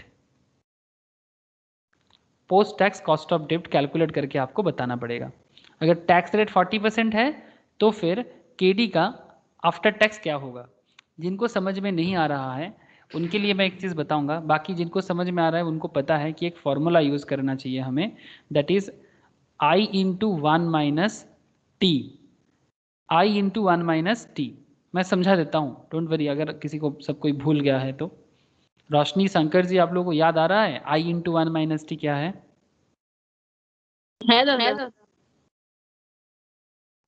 15% का इंटरेस्ट है, 1 है और टैक्स हमारा 0.4 मतलब 40% है, दैट्स वाई 0.4, ठीक है 0.4। तो 15 इंटू 0.6, 15 इंटू 0.6 इक्वल्स टू कितना हो जाएगा? 9%। लेकिन ऐसा क्यों किया? मैक्सिमम के मन में यही सवाल ज़रूर घूम रहा होगा कि सर ऐसा क्यों किया आपने। ठीक है सर, मैं आपको 2 सेकेंड में बताता हूँ, लेकिन उससे पहले आपको एक लैंग्वेज समझना पड़ेगा कि सर इसके लिए आपको थोड़ा अकाउंट्स का नॉलेज चाहिए। ओके, आप लोग एक चीज़ हमेशा याद रखना कि ये जो फिनेंशियल मैनेजमेंट है ना, फिनेंशियल मैनेजमेंट स्टार्ट वहाँ पर होता है, फिनेंशियल मैनेजमेंट वहाँ पर स्टार्ट होता है, ठीक है। फिनेंशियल मैनेजमेंट वहाँ स्टार्ट होता है जहाँ अकाउंट्स खत्म होता है, प्लीज़ याद रखिएगा, ठीक है। जहाँ अकाउंटेंसी एंड होगा, फिनेंशियल मैनेजमेंट वहीं पर स्टार्ट होगा, ठीक है। तो अकाउंट्स को ही एनालिसिस करते हैं फिनेंशियल मैनेजमेंट। सो हमेशा याद रखिएगा, अकाउंटेंसी को बेस बनाइए, तभी जाके आप फिनेंस को भी समझ पाएंगे। अगर आपका अकाउंट्स का बेस थोड़ा वीक हो जाता है ना, ठीक है, अकाउंट्स मतलब basically trading, PL, balance sheet, financial statement का नॉलेज, ठीक है, cash flow statement, ratio analysis, at least ये सब जगह आपको क्लियर होना चाहिए कम से कम। बाकी जो लोग पढ़ाई करते हो चार्टर्ड का या सीएमए का या सीएस का, उनको तो सारा का सारा डिटेल्स चाहिए, ठीक है सर। तो यहाँ पर एक कॉन्सेप्ट बोला है कि कॉस्ट ऑफ डेब्ट जो है ये 15% का जो बोला है, we know that the long term डेब्ट is 15%, we know that this is tax deductible. So if tax rate is 40%, tax deductible क्यों बोला? केडी 15% जो है ये टैक्स डिडक्टेबल क्यों बोला? बहुत लोगों को समझ में नहीं आ रहा है, मैं फटाफट बता रहा हूँ, आप लोग फटाफट सुन लीजिए। सर एक कॉन्सेप्ट है अकाउंट्स में, आप लोग प्रॉफिट एंड लॉस अकाउंट बनाना सीखे हो बचपन से, हाँ ना सर? प्रीतम, ऋषभ, प्रियतमा, मौसमी, मैं सबको पूछ रहा हूँ, आप लोग पीएल बनाना सीखे कि नहीं सीखे? हाँ सर। हाँ सर। हाँ सर। आप लोग को एक चीज़ पता भी है कि प्रॉफिट एंड लॉस अकाउंट में क्या होता है, this is the debit side and this is the credit side, ठीक है। मैं साइड को अभी छोड़ देता हूँ, side is not important, but I think आप लोगों को ये चीज़ तो पता ही होगा कि सर इधर हम लोग क्या देखते हैं। मौसमी का बड़ा प्रॉब्लम है आज। इस साइड में क्या होता है sir? By gain. Income, income, हाँ इनकम और gain, very good sir, income और गेन, ठीक है। और ये साइड क्या होता है? टू एक्सपेंसेस, है ना, लॉस। एक्सपेंसेस और losses, very good sir. Debit side में बेसिकली पीएल का जो डेबिट साइड है उसमें आपको एक्सपेंस और लॉस को लिखना होता है, और क्रेडिट साइड में आपका इनकम एंड गेन को लिखना होता है। ये एक बेसिक कॉन्सेप्ट है प्रॉफिट एंड लॉस का, ट्रेडिशनल सिस्टम में बता रहा हूँ। कंपनी सिस्टम में इनकम एंड एक्सपेंस का वो बस ऊपर नीच करके दिखाते हैं वर्टिकल फॉर्म में, ये मैं टी शेप में बता रहा हूँ, बड़ा अंडरस्टैंडिंग करने में बड़ा सुविधा होता है। तो इनकम साइड में अगर आप सपोज 1 लाख इनकम करते हो, पॉइंट टू बी नोटेड, हाँ, अगर आप 1 लाख इनकम करते हो और एक्सपेंस में आपका वैराइटीज ऑफ इनकम है, सपोज आपका मिसलेनियस एक्सपेंसेस है बिजनेस में, मैं डिटेल्स पीएल नहीं बना रहा हूँ, मिसलेनियस एक्सपेंसेस सपोज आपका 10,000 का, इसके साथ साथ अगर मानो कि अगर मिसलेनियस एक्सपेंसेस 10,000 है, मतलब अलग अलग दुकान का खर्चा, भाड़ा वगैरह, सारा का सारा रेंट वगैरह सब मिलके आपका 10,000 का खर्चा आ रहा है, तो अभी आपका प्रॉफिट कितना हो रहा है? टू नेट प्रॉफिट कितना हुआ आपका, बताइएगा मुझे थोड़ा। 90,000। 90,000 इजीली आप बता रहे हो, बिकॉज ये साइड ज़्यादा है, क्रेडिट साइड, डेबिट साइड कम है, तो क्या होता है नॉर्मली जो साइड ज़्यादा होता है उससे उस वाला साइड को लेस करना पड़ता है। तो 1 लाख से 10,000 चला गया तो आपका प्रॉफिट आ गया 90,000, ये तो आप लोग समझ गए। लेकिन अगर बिजनेस में लोन है, just try to understand, if there is a loan in the business, मतलब डेब्ट, ओके, अगर बिजनेस में डेब्ट है और लोन है, सपोज बिजनेस का 1 लाख का लोन है, ठीक है, 1 लाख का लोन है जिसका इंटरेस्ट रेट कितना बोला? 15%। तो क्या आप मुझे बता सकते हो कि 1 लाख का ये जो लोन है इसका इंटरेस्ट का जो एक्सपेंस है, क्या ये बिजनेस में पीएल में शो होता है, डेबिट होता है? इंटरेस्ट एक्सपेंस पीएल में जाता है सर? हाँ सर, जाता है एकदम। हाँ। इंटरेस्ट एक्सपेंस एकदम पीएल में जाता है। डेब्ट का पूरा अमाउंट नहीं आएगा, वो बैलेंस शीट में जाएगा। बैलेंस शीट में क्रेडिट साइड में मतलब एसेट एंड लायबिलिटी साइड में शो होगा। बैलेंस शीट क्या होता है, this side is liability side and this side is asset side. तो आपका अगर मार्केट में लोन है ना, तो लॉन्ग टर्म लोन LTL बोल के लायबिलिटी साइड में 1 लाख का लोन आपको शो करेगा। ठीक है, तो ये आपका शो इंटरेस्ट ऑन शुद्ध पीएल जाए। हाँ, इंटरेस्ट ऑन एक्सपेंस जो है वो पीएल में जाता है और जो लोन अमाउंट है वो आपका बैलेंस शीट में आता है। ठीक है, मैं ज़्यादा अकाउंट्स में नहीं जाऊंगा अभी, बस इतना मैं कहना चाहता हूँ कि जो इंटरेस्ट एक्सपेंसेस है, ठीक है, ऐसे अकाउंट्स का कॉन्सेप्ट तो मैम आप लोगों का क्लियर करेगा, so don't worry for that. Details में मैम तो बताते हैं सारा का सारा। तो इंटरेस्ट एक्सपेंस जो है ये आपका अगर इधर आ जाए 15,000 का इंटरेस्ट, ओके, 1 लाख का 15% कितना हो जाएगा, 15,000। तो नाउ आप मुझे बताइए, 1 लाख पहले आपका 90,000 का प्रॉफिट हुआ करता था, अब आपका प्रॉफिट कितना हो जाएगा? 75,000। 75,000। तो जस्ट देखो एक बार, आपके बिजनेस में लोन रहने के कारण, जस्ट बिकॉज देर इज अ डेब्ट और लोन जिसका इंटरेस्ट अमाउंट के कारण आपका पहले, अच्छा प्रॉफिट किससे देते हो आप? प्रॉफिट पे देते हो ना। आपका जो टैक्स लायबिलिटी होगा बिजनेस का, वो किस किस पे डिपेंड करता है? प्रॉफिट पे डिपेंड करता है, ये सर नो? हाँ। जैसे हमारा क्वेश्चन 40% टैक्स बता के रखा है, तो जस्ट मुझे बताइए आप कि 90,000 का 40% कितना टैक्स हो जाएगा? हाँ सर, 36,000 का टैक्स हो जाएगा। लेकिन अगर आपका इंटरेस्ट एक्सपेंस है, if there is interest expense, तो 15,000 का इंटरेस्ट एक्सपेंस के कारण अभी 75,000 का 75,000 का 40% कीजिए आप। टैक्स लायबिलिटी 40% होने के कारण आपका 30,000। 30,000 हो जाएगा। तो 6,000 का क्या हो गया? टैक्स सेविंग्स ना। टैक्स सेविंग 6,000 का होगा कि नहीं होगा, बताइए? हाँ सर। है ना। तो इसको बोलते हैं, इंटरेस्ट क्या करता है? इंटरेस्ट टैक्स शील्ड जनरेट करता है। डेब्ट इंटरेस्ट, अगर बिजनेस का डेब्ट है, लोन है, डेब्ट इंटरेस्ट टैक्स शील्ड जनरेट करता है, या टैक्स डिडक्टेबल। टैक्स शील्ड और टैक्स डिडक्टेबल भी है। ठीक है, आई होप सबको समझ में आ रहा है। बेसिक अकाउंट्स का नॉलेज था सर, ये ज़्यादा कोई बड़ा रॉकेट साइंस नहीं था, just a basic accountancy knowledge. हाँ सर, समझ में आ रहा है ना सबको?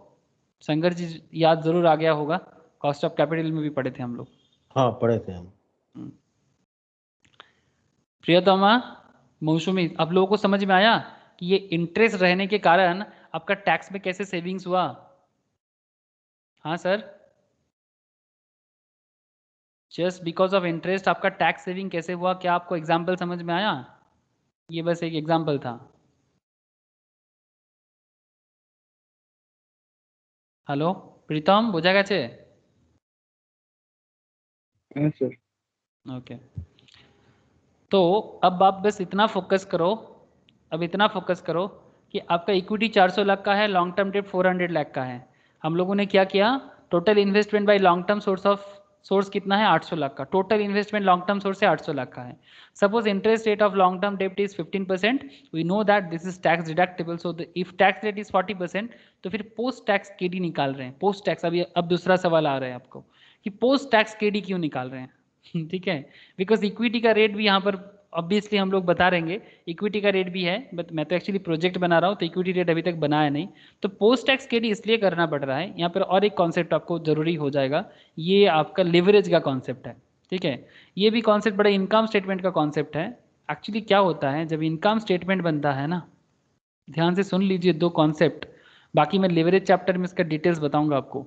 जब लिवरेज पढ़ेंगे ना, लिवरेज में डिटेल्स पढ़ेंगे, डोंट वरी। आगे पेजটা একবার দেখাবেন। क्यों, इसमें क्या ये लिखने वाला थोड़ी है, ये तो बस नॉर्मल अंडरस्टैंडिंग है। ওইটা নয়, ওই যে 1 - t যেটা ছিল। इसमें मैं आता हूँ, रुक जा, इसमें मैं आता हूँ, फिर से आऊँगा, रुकना। मैं एक बार फिर बता दे रहा हूँ सिर्फ इतना कि पोस्ट टैक्स केडी क्यों करना पड़ता है। पोस्ट टैक्स केडी, मतलब एक्चुअली बिफोर टैक्स था, ठीक है, बिफोर टैक्स कितना है केडी, बिफोर टैक्स केडी कितना है sir 15%, before tax KD equals to हमारे क्वेश्चन में कितना है प्रोजेक्ट में 15%, बट हम लोग क्या कर रहे हैं पोस्ट टैक्स बना रहे हैं, post tax KD, but why, इसी का चर्चा करेंगे इनकम स्टेटमेंट के जरिए। किसी भी बिजनेस का इनकम स्टार्ट होता है सेल्स के ऊपर डिपेंड करके, किसी भी बिजनेस का इनकम चालू ही होगा डिपेंड ऑन सेल्स। तो अगर आपका बिजनेस में सेल्स है, सेल्स से आपको क्या करना चाहिए पता है, वेरिएबल कॉस्ट बिजनेस से लेस करना चाहिए। ऐसे मैं डिस्कस करूंगा डिटेल्स लेवरेज में। Sales less variable cost equals to क्या हो जाता है, कंट्रीब्यूशन, लिख के रख सकते हो साइड में, sales less variable cost equals to contributions, contribution less fixed cost equals to क्या हो जाएगा, EBIT। ओके, ऐसे डिप्रिसिएशन भी होता है, मैं बस जानबूझ के थोड़ा कॉम्प्लेक्स नहीं करना चाहता। Earning before interest and tax, ठीक है, कंट्रीब्यूशन से फिक्स कॉस्ट हटाना पड़े तो EBIT मिलेगा आपको, और फिर EBIT से सबसे पहले आपको क्या पेमेंट करना पड़ता है, EBIT से profit, it's a profit, type of profit business का पहला प्रॉफिट बोल सकते हो, लेकिन अभी तक आपने बिजनेस से ना तो इंटरेस्ट भरा है ना तो टैक्स भरा है, तो सबसे पहले आपको डिवेंचर का मतलब इंटरेस्ट, मतलब आपका अगर मार्केट में लोन है ना, लोन का इंटरेस्ट सबसे पहले भरो सर, ये मैंडेटरी है, रूल है, बिजनेस का नियम है, पहले लोन का इंटरेस्ट भरना है। EBIT से इंटरेस्ट भरने के बाद आपके पास बचे रहेगा EBT और PBT, ठीक है, EBT और PBT, वेरी गुड सर।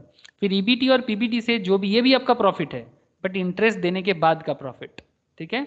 अब यहां से क्या भरेंगे, टैक्स, टैक्स, टैक्स भर दो, ठीक है, यहां से टैक्स भर दो, टैक्स देने के बाद आपके पास क्या बचा रहेगा, ये जो कॉन्सेप्ट है ना, ये तो मैं करीब करीब हर क्लास में बोलता रहता हूं, टैक्स, EBT से, सॉरी, EBT से टैक्स जाने के बाद आपके पास बचा रहेगा पैट, प्रॉफिट आफ्टर टैक्स और अर्निंग आफ्टर टैक्स, जो भी आप बोलो, PAT और EAT। ये जो PAT और EAT है, यहां से आपको सबसे पहले देना पड़ेगा अगर आपके बिजनेस में प्रेफरेंस डिविडेंड है तो, प्रेफरेंस शेयर होल्डर है तो प्रेफरेंस शेयर होल्डर वाले को डिविडेंड दे दो, फिर आपके पास जो बचा रहेगा उसको बोलते हैं earning for equity, earning for equity.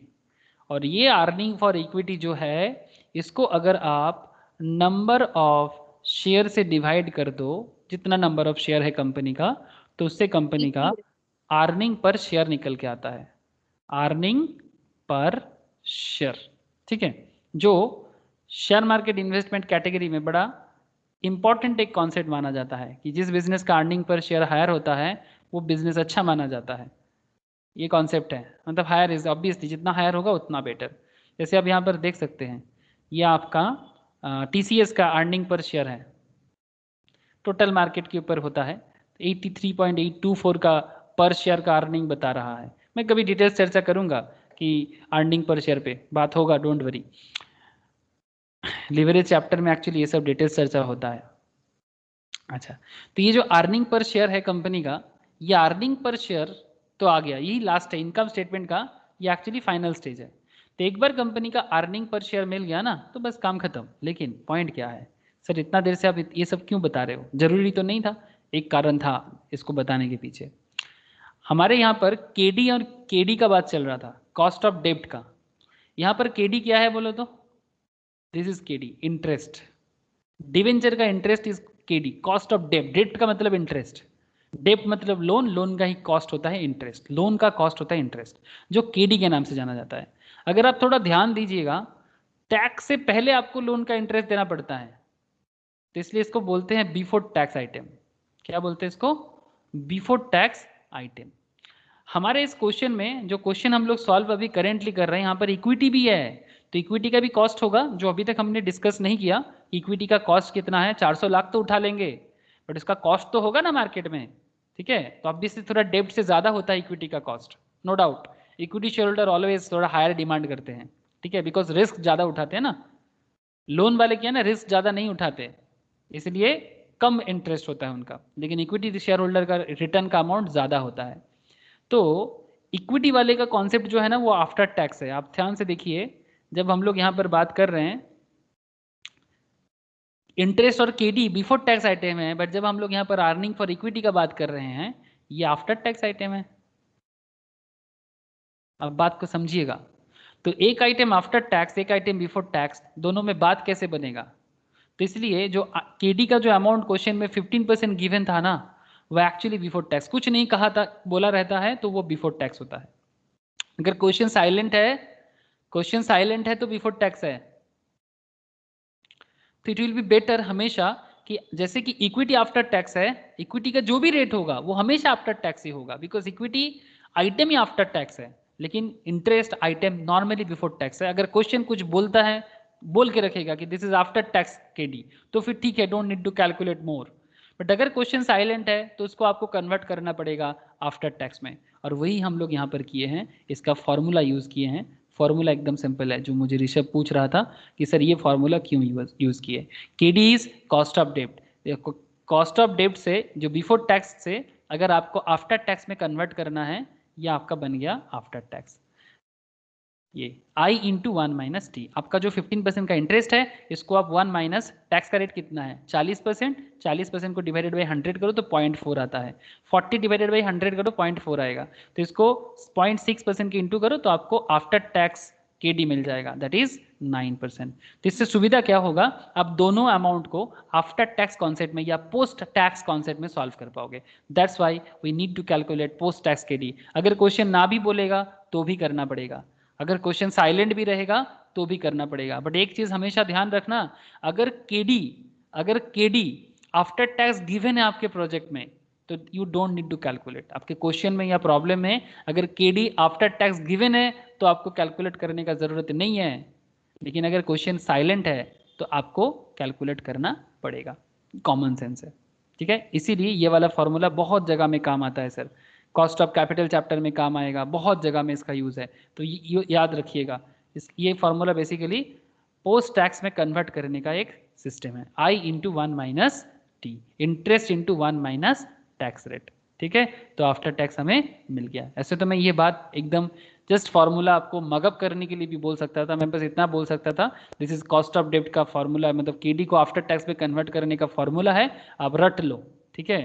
But मुझे ऐसा अच्छा नहीं लगता, मुझे ऐसा एकदम अच्छा नहीं लगता कि अगर मैं आपको बोलूँ कि सिर्फ मगअप करो, बिकॉज मगअप करके पढ़ाई में भी कभी पास हो जाओगे लेकिन लाइफ में कभी काम नहीं आएगा। इसीलिए कॉन्सेप्ट क्लैरिटी बहुत ज़रूरी है, कॉन्सेप्ट क्लैरिटी बहुत ज़रूरी है। मुकुश तो करे कि जीवन काटना जाए, मुझे नहीं लगता। मुकुश तो विद्या इस काइंड ऑफ अ चोरी विद्या, से कुछ काम नहीं बनता, ठीक है। नेक्स्ट, अब 9% समझ में आया सबको? हेलो, केडी पोस्ट टैक्स समझ में आया? 9% कहाँ से आ गया? है दादा। Thank you sir. हाँ sir. We know that finance को जितना डिटेल समझना है ना, वो फिनांस का अंडरस्टैंडिंग उतना अच्छा होता है फाइनेंशियल मैनेजमेंट का, जितना आपका अकाउंट्स का कॉन्सेप्ट क्लैरिटी होता है। अकाउंट्स के बाद ही एक्चुअली फाइनेंशियल मैनेजमेंट का काम होता है, अकाउंट्स के बाद ही एक्चुअली फाइनेंशियल मैनेजमेंट का काम होता है। तो we know that equity share holder, जिसके बारे में हम लोग बात कर रहे हैं बार बार, बिकॉज इक्विटी शेयर होल्डर कौन है? ट्रू ओनर है कंपनी का, जो कंपनी में बेफिक्र इन्वेस्टमेंट करते हैं, रिस्क लेके इन्वेस्टमेंट करते हैं। क्यों? क्योंकि इक्विटी शेयर होल्डर को अगर कंपनी रीपे नहीं करता है, सिंपल बात है, आज अगर आप टीसीएस का शेयर 3104 में खरीदते हो और कल टीसीएस का शेयर धड़ाधड़ नीचे गिरता है और आपको कोई रिटर्न नहीं देता, आप क्या मांग सकते? क्या टीसीएस बोलेगा मेरा बिजनेस पे लॉस है तो मैं आपको दे नहीं सकता, सिंपल बात है, ठीक है, आप नहीं मांग सकते। अगर कंपनी लॉस में जा रहा है और कंपनी का मार्केट में लोन भरा हुआ है, बात समझना, ऐसे देखो कंपनी के पास एसेट है और अगर आप कंपनी का शेयर होल्डर हो तो आपको तो देना ही पड़ेगा। अगर कंपनी के पास एसेट्स है और अगर आप कंपनी का शेयर होल्डर हो, ट्रू ओनर हो, तो आपको तो कंपनी का जो भी एसेट का वैल्यूएशन होगा उससे तो आपको मिलेगा ही मिलेगा, चाहे कुछ भी हो जाए, वो कोई नहीं टाल सकता। लेकिन अगर कंपनी का मार्केट में लोन भरा पड़ा है तो सबसे पहले लोन होल्डर को मिलेगा। एक चीज़ बता रहा हूँ, जैसे आप लोगों में कल के क्लास में एक कॉन्सेप्ट बता रहा था ना, कि जब एक कंपनी लिक्विडेट होता है, एक कंपनी लिक्विडेट हो रहा है, स्टॉक मार्केट से डिलिस्टेड हो रहा है, ठीक है, लिक्विडेट नहीं हो रहा है, से फॉर एग्जांपल मैं मान रहा हूँ कि कंपनी लिक्विडेट भी हो रहा है, एक कंपनी के बारे में बोल रहा था प्रभात डेयरी, ये डीलिस्टेड हो रहा है, मतलब स्टॉक मार्केट से इनको हटाया जा रहा है। कंपनी डिलिस्टेड नहीं, मतलब कंपनी खत्म नहीं हो रहा है, स्टॉक मार्केट से जा रहा है। मान के चलते कि अगर कंपनी बंद हो रहा है, ऐसा कॉन्सेप्ट में क्या होता है, ठीक है, आपको भी एक छोटा सा कहानी, ऐसे में ये कहानी मुझे बहुत बार बताना पड़ेगा, इसको मत लिखिए, जस्ट मैं अंडरस्टैंडिंग के लिए बता रहा हूँ। सपोज एक कंपनी है, जो भी है, पी डेयरी जो भी हो, आई डोंट नो, बंद नहीं होगा तो कंपनी को बंद नहीं करना चाहिए। प्रवत डेयरी बंद हो रहा है, लिक्विडेट हो रहा है। ऐसा कॉन्सेप्ट में जिनका कंपनी से जितना पैसा चाहिए, मतलब जो इन्वेस्टमेंट किया है, हर तरह का फाइनेंस किया है कंपनी को कैसे भी वे में, मतलब there are lots of ways ना कंपनी में इन्वेस्टमेंट करने का। जैसे कि सबसे ज़्यादा अगर इन्वेस्टमेंट का बात करें तो सबसे पहले लाइन में कौन आएगा? कंपनी लिक्विडेट हो रहा है तो कंपनी से पैसा जिनको जिनको चाहिए वो तो आएगा ना कंपनी से पैसा मांगने के लिए। सबसे पहले कौन आएगा जानते हैं? सबसे पहले आएगा लोन। लोन वाले। Very good, very good. सबसे पहले आएगा लोन वाले, ठीक है। लोन, डिवेंचर एक ही बात है, ठीक है। अब देखना पड़ेगा, मतलब वो क्या बोलते हैं, जो पहले दिया उसको पहले मिलेगा, जो बाद में दिया उसको बाद में मिलेगा। बात कॉन्सेप्ट सेम है। लोन में नॉर्मली बैंक देते हैं, डिवेंचर नॉर्मली कंपनीज या इंडिविजुअल देते हैं, ठीक है। कंपनी मतलब कोई दूसरा कंपनी या इंडिविजुअल्स, ये लोग डिवेंचर प्रोवाइड करते हैं। सेकंड में लाइन कौन लगाएगा? Preference share holder. Thank you sir, preference share holder. Very good Rishabh. Second line में प्रेफरेंस शेयर होल्डर रहेगा, बिकॉज प्रेफरेंस शेयर होल्डर ना प्रेफर्ड शेयर होल्डर है, मतलब वो सिर्फ अपना प्रॉफिट का शेयर होल्डर है। वो कंपनी के रिस्क लेना नहीं पसंद करता है। कंपनी रिस्क उठाएगा, वो रिस्क का शेयर होल्डर नहीं है, वो सिर्फ फायदा का शेयर होल्डर है। उसी शर्त में कंपनी उनको देता है। जैसे लोन का अमाउंट कितना होगा, जैसे 12% आसपास, प्रेफरेंस वाले थोड़ा ज़्यादा, 15% मैक्सिमम, इससे ज़्यादा नहीं जाएगा। सबसे लास्ट में आता है इक्विटी वाले, सबसे लास्ट में ये खड़ा रहता है, मतलब इसका नेचर है, करना ही पड़ेगा। बिकॉज इक्विटी क्या है ना, ट्रू ओनर है। इक्विटी मतलब ट्रू ओनर। बात को समझिएगा कि ट्रू ओनर होता क्या है। ट्रू ओनर मतलब कंपनी का प्रॉफिट के साथ भी है और कंपनी के रिस्क के साथ भी है, तभी आप उसका सच्चा ओनर हो, ठीक है। सच्चा ओनर तभी बनते हो, मतलब जो लोग भी स्टॉक मार्केट में इन्वेस्टमेंट करते हैं ना, वो सारा का सारा ट्रू ओनर बनते हैं, ठीक है।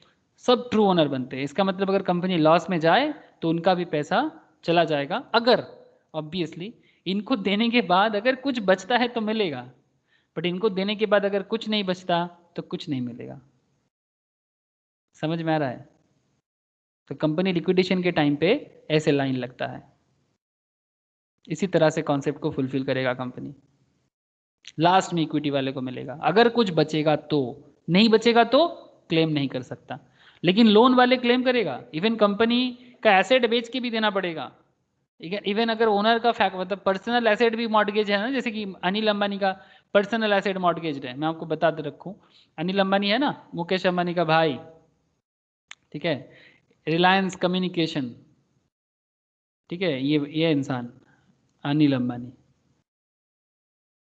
ये इनका पर्सनल एसेट भी गिरवी रखा हुआ है, पर्सनल अपना घर भी, ठीक है। ऐसे हाथ जैसे गाल पे है, यही हालत है इनका, बहुत खराब हालत है, ठीक है। ये पूरा का पूरा इनका दिवालिया, बैंकरप्टेड हो चुका है।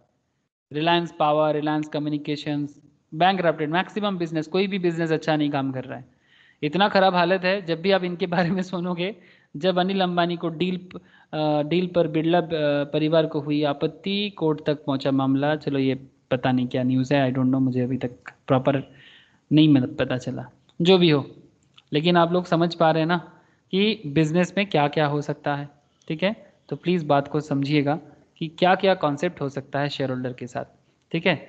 तो अभी बात कर लेते हैं ना कि जो पॉइंट चल रहा था, तो ये इसको मैं रब कर लेता हूँ, बिकॉज ये तो बस एक बीच का अंडरस्टैंडिंग था कि जब भी कंपनी के पैसे का मिलने का बात आता है तो सबसे पहले लोन वाले, फिर प्रेफरेंस वाले, फिर इक्विटी शेयर होल्डर वाले लाइन लगाएगा। लेकिन एक बात भी ध्यान में रखिएगा कि अगर कंपनी प्रॉफिट देता है ना, तो सबसे ज़्यादा बोल वाला किसका होता है? ऑब्वियसली इक्विटी शेयर होल्डर का होता है। रिटर्न जब मिलता है ना, छप्पड़ फाड़ के मिलता है, और छप्पड़ फाड़ के ही प्रॉफिट भी करता है, ठीक है। जैसे रिलायंस का प्रॉफिट होगा, ठीक है, रिलायंस का शेयर बढ़ रहा है डे बाई डे। लास्ट एक साल में अगर आप देखो रिलायंस का शेयर का प्राइस या टीसीएस का शेयर प्राइस भी अगर आप देखो ना, just look here, last 1 year में कहाँ 1200 से 1900, ये तो सिर्फ शेयर गेन है। This is just a share gain, 700 पर शेयर एक साल में, ठीक है। अगर किसी के पास 1 लाख शेयर है तो आप समझ लो कि पर शेयर में कितना उनको प्रॉफिट हुआ है, ठीक है। तो शेयर गेन ये तो मार्केट गेन है, इसके साथ साथ डिविडेंड भी मिलेगा, इसके साथ साथ डिविडेंड मिलेगा, बोनस मिलेगा। मतलब बिजनेस जब अच्छा चलता है ना तब इक्विटी वाले का ही बोलवाला होता है। जैसे कि वो ट्रू ओनर है प्रोमोटर के साथ, जैसा जैसे मुकेश अंबानी का बोलवाला तो इनका भी बोलवाला। लेकिन जब बिजनेस अच्छा नहीं चलता तब इनका ही दिक्कत बढ़ जाता है, सिंपल बात है, ठीक है। मतलब वो बोलता है ना, एक कहावत है, no risk no gain, no pain no gain, kind of that, ठीक है। आप रिस्क उठाते हो तो आपको ही गेन मिलेगा, लेकिन आप रिस्क उठाते हो फिर रिस्क का सामना भी आप ही को करना पड़ेगा, सिंपल बात है। ओके, कॉमन कॉन्सेप्ट में ही बिजनेस का कॉन्सेप्ट बना हुआ है, ठीक है। चलिए फिर से कैपिटल गेन में आ जाइए। We know that equity share holder, इसी के लिए मैं इतना देर से इतना सारा बात कर रहा था। We know that equity share holder have, अब आगे मत पूछना सर ये सब जो अभी लिखाऊंगा, रेसिडुअल क्लेम। रेसिडुअल क्लेम मतलब समझ में आया? रेसिडुअल मतलब जो अंत में बचा रहता है, ठीक है। रेसिडुअल क्लेम मतलब जो भी लास्ट में, अगर ज़्यादा बचा रहेगा तो ज़्यादा मिलेगा, कम बचा रहेगा तो कम मिलेगा, ठीक है। Equity shareholder have residual claim to the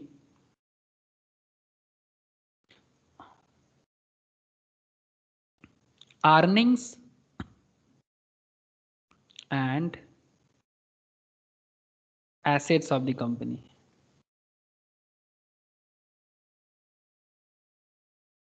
To the earnings and assets of the company.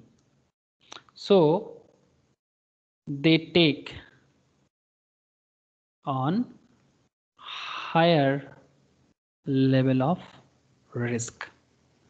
Higher level of risk. समझिएगा ये सब थ्योरी भी चल रहा है साथ साथ में, हाँ। ऐसा नहीं कि सिर्फ क्वेश्चन का प्रॉब्लम ही सॉल्व हो रहा है, कुछ प्रोजेक्ट भी सॉल्व हो रहा है, कॉन्सेप्ट भी समझ में आ रहा है, कि कौन क्या है, किसका क्या ताकत है, सब समझते हुए चल रहे हैं। हेंस दे रिक्वायर्ड, क्योंकि लेवल ऑफ रिस्क हाई है तो they required higher level of return, they required है हायर रेट ऑफ रिटर्न। इनको ज़्यादा रिटर्न का ज़रूरत है। Moreover payment to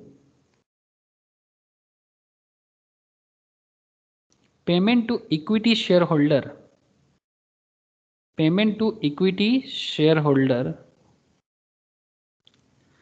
is considered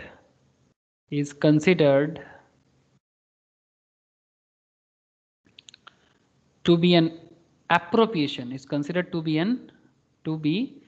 an appropriation of profit। जो लोग अकाउंट्स में बचपन में पढ़े हो, एप्रोप्रिएशन ऑफ प्रॉफिट का मतलब समझते हो, लेकिन जिनके नहीं पढ़ा डोंट वरी, मैं बता देता हूँ फिर से एक बार। एप्रोप्रिएशन ऑफ प्रॉफिट का मतलब बस यही है, जैसे कि मैं आपको बार बार दिखा रहा था ना कि जो लास्ट में बचा रहेगा, तो एप्रोप्रिएट मतलब जैसे मानिए कि आपका नेट प्रॉफिट हुआ है तो प्रॉफिट से पहले आप इंटरेस्ट भरिए, पहले आप प्रेफरेंस वाले का पैसा दीजिए, फिर बाद में आपके पास जो पड़ा रहेगा उसको एप्रोप्रिएट करना है। जो लोग बचपन में पार्टनरशिप अकाउंट्स किए हो ना, मतलब पार्टनरशिप बिजनेस का अकाउंटिंग, वो लोग जरूर पढ़े सुने होंगे। पीएल एप्रो, पीएल एप्रो में क्या होता है, सारा का सारा खर्चा बनने के बाद फिर पीएल को एप्रोप्रिएट किया जाता है और शेयर होल्डर के अंदर, पार्टनर के अंदर डिस्ट्रीब्यूट होता है। तो एग्जैक्टली बात ऐसा ही है कि इसको एप्रोप्रिएशन ऑफ प्रॉफिट कहते हैं। मतलब लास्ट में जो प्रॉफिट रहेगा वो एप्रोप्रिएट करके इन लोगों के अंदर एप्रोप्रिएट किया जाएगा, ठीक है। तो consider to be an appropriation of profit, बस इतना याद रखिए और कोई जरूरी नहीं है। So it is not tax deductible, it is not tax deductible. आप बात को समझे कि नहीं समझे? ये जो चार्ट बनाया था याद है ना, ये वाला, हाँ बड़ा इंटरेस्टिंग चार्ट है ये। इसको क्या बोलते हैं? इनकम स्टेटमेंट बोलते हैं। बिजनेस का स्टार्टिंग पॉइंट सेल्स है, सेल से वेरिएबल कॉस्ट गया, कंट्रीब्यूशन, फिर फिक्स कॉस्ट गया, ईबीआईटी, ये आपका प्रॉफिट चालू हुआ, ठीक है। ईबीआईटी से प्रॉफिट चालू हुआ, पहले क्या दिए? इंटरेस्ट भराए, फिर टैक्स पेमेंट किए, फिर प्रेफरेंस वाले को डिविडेंड दिए, ठीक है। तो ये सारा का सारा देने के बाद जो बचता है वो मिलता है ना इक्विटी वाले को। तो that's why this is called appropriation of profit. Profit को जिसका पहले हकदार है जो लोग, उनको दे दो। जो बिजनेस का लाइबिलिटी है, ऑब्लिगेशन है, इसको ऑब्लिगेशन बोलेंगे, ठीक है। बिजनेस को पे करना है, टैक्स ऑब्लिगेशन है। लोन का इंटरेस्ट पे करना ऑब्लिगेशन है, तो पहले ऑब्लिगेशन पे करेंगे, फिर जो बचेगा वो अप्रोप्रिएट होके इक्विटी वाले के लिए बचा रहेगा। तो this is not tax deductible, ठीक है, this is not tax deductible, ये टैक्स डिडक्ट नहीं करता, ठीक है।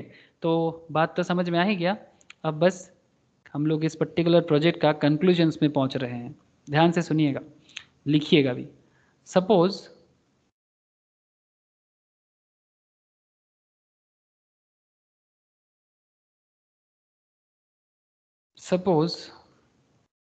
कॉस्ट ऑफ इक्विटी, अब डेब्ट तो लिखे थे, अब इक्विटी के बारे में लिख रहे हैं।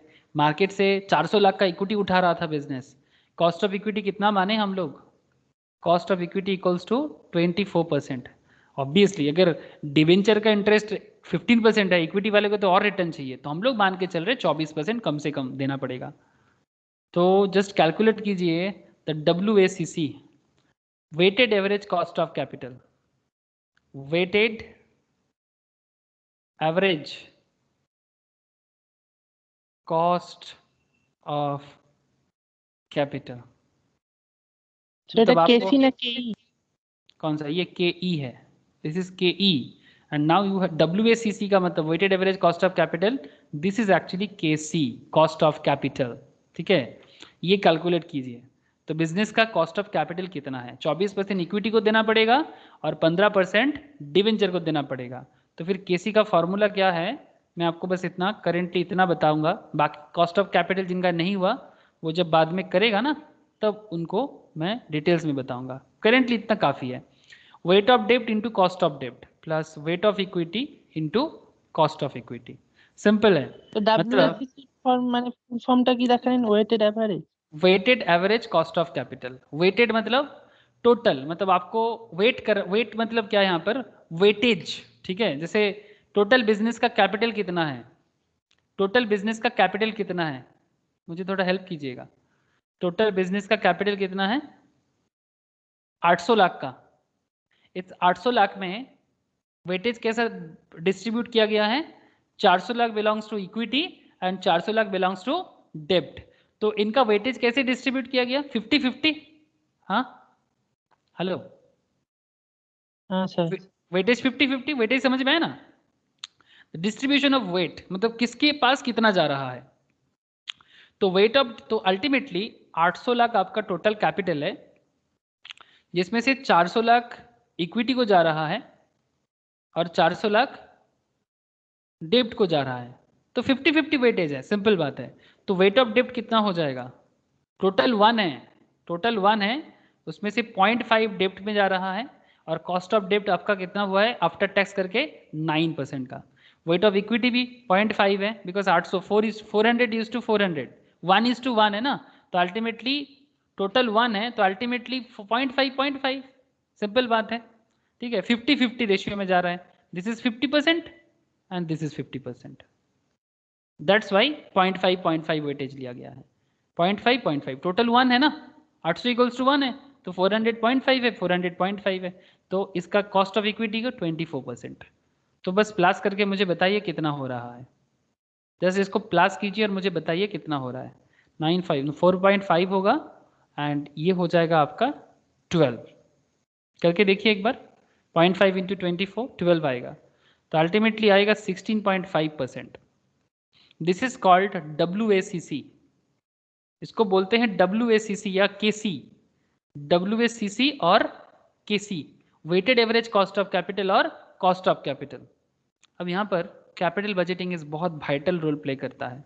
16.5%, मतलब हम लोगों को क्या पता था, टोटल 800 लाख का कैपिटल पता था। मैं फिर से एक बार रिवाइज करा रहा हूँ पूरा कॉन्सेप्ट को, तब जाके मैं कंक्लूजन ला पाऊंगा। 800 लाख का टोटल कैपिटल मैंने इन्वेस्टमेंट किया, रिटर्न कितना आ रहा है इसके बारे में बाद में चर्चा करते हैं। देखिए 800 लाख का कैपिटल था, जिसपे 400 लाख मेरा इक्विटी से था, 400 लाख मेरा डेब्ट से था। दोनों का जो कॉस्टिंग था, केडी का हमारा था 15% का, आफ्टर टैक्स करके मुझे 9% मिला, केई का मेरा 24% है, ओवरऑल एवरेज करके मिला 16.5% एज पर देयर वेटेज। तो इसी तरह से अपोर्शन करना पड़ेगा, बेसिक मैथमेटिक्स यूज हो रहा है, ठीक है। तो 16.5%। नाउ आपके बिजनेस के लिए 16.5% बहुत वाइटल है for your business decision making, capital investment decisions के लिए दिस 16.5% एक बहुत बड़ा रोल प्ले करता है।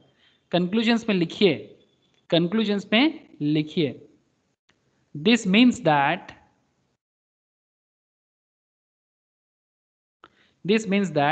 KC equals to 16.5% represent 16.5% represent the minimum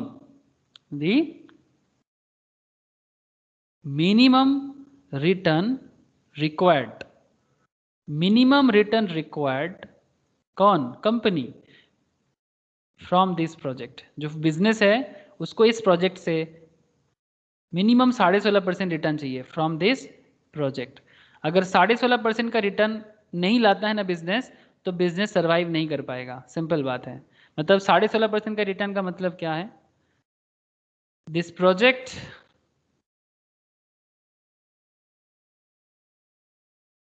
would be viable only, the project would be viable only if it is expected to generate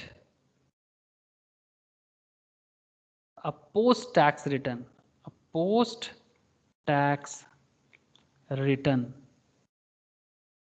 मतलब tax देने के बाद भी ग्रेटर देन केसी होना चाहिए। टैक्स देने के बाद भी generate a post tax return, मतलब टैक्स पे करने के बाद भी उसको एटलीस्ट केसी से ज्यादा चाहिए, दैट इज 16.5%। अगर टैक्स देने के बाद भी प्रोजेक्ट 16.5% का रिटर्न जनरेट कर पाता है ना, तभी जाके ये प्रोजेक्ट एक्सेप्टेड होना चाहिए। वायबल मतलब एक्सेप्टेड, अदरवाइज इसको एक्सेप्ट नहीं करना चाहिए। ठीक है, अब इसका एक फाइनल कंक्लूजन्स कैलकुलेशंस करके हम लोग मतलब बता सकते हैं। सिंपल कॉन्सेप्ट में कीजिए इसको, बड़ा ही सिंपल कॉन्सेप्ट है। कम से कम रिटर्न कितना चाहिए? 16.5%। तो आपका कॉन्सेप्ट ऐसे हो जाएगा, एक बेसिक मैथ्स कीजिए यहाँ पर, कंपाउंडिंग डिस्काउंटिंग टेक्निक होगा, डोंट वरी, बड़ा मुश्किल का नहीं है, जो लोगों को पता है वो लोग कर सकते हैं। आपको पता है 0 ईयर में आप कितना अमाउंट डाल रहे हैं? 800 लाख, दिस इज 0 ईयर। आपको जाना है अगला 3 साल तक, 2 साल 3 साल, ठीक है। 0 1 2 3, फर्स्ट ईयर में आप कितना रिटर्न कमा रहे हो? 500, सेकेंड ईयर में कितना? 400, इनफ्लो हो रहा है। थर्ड ईयर में कितना?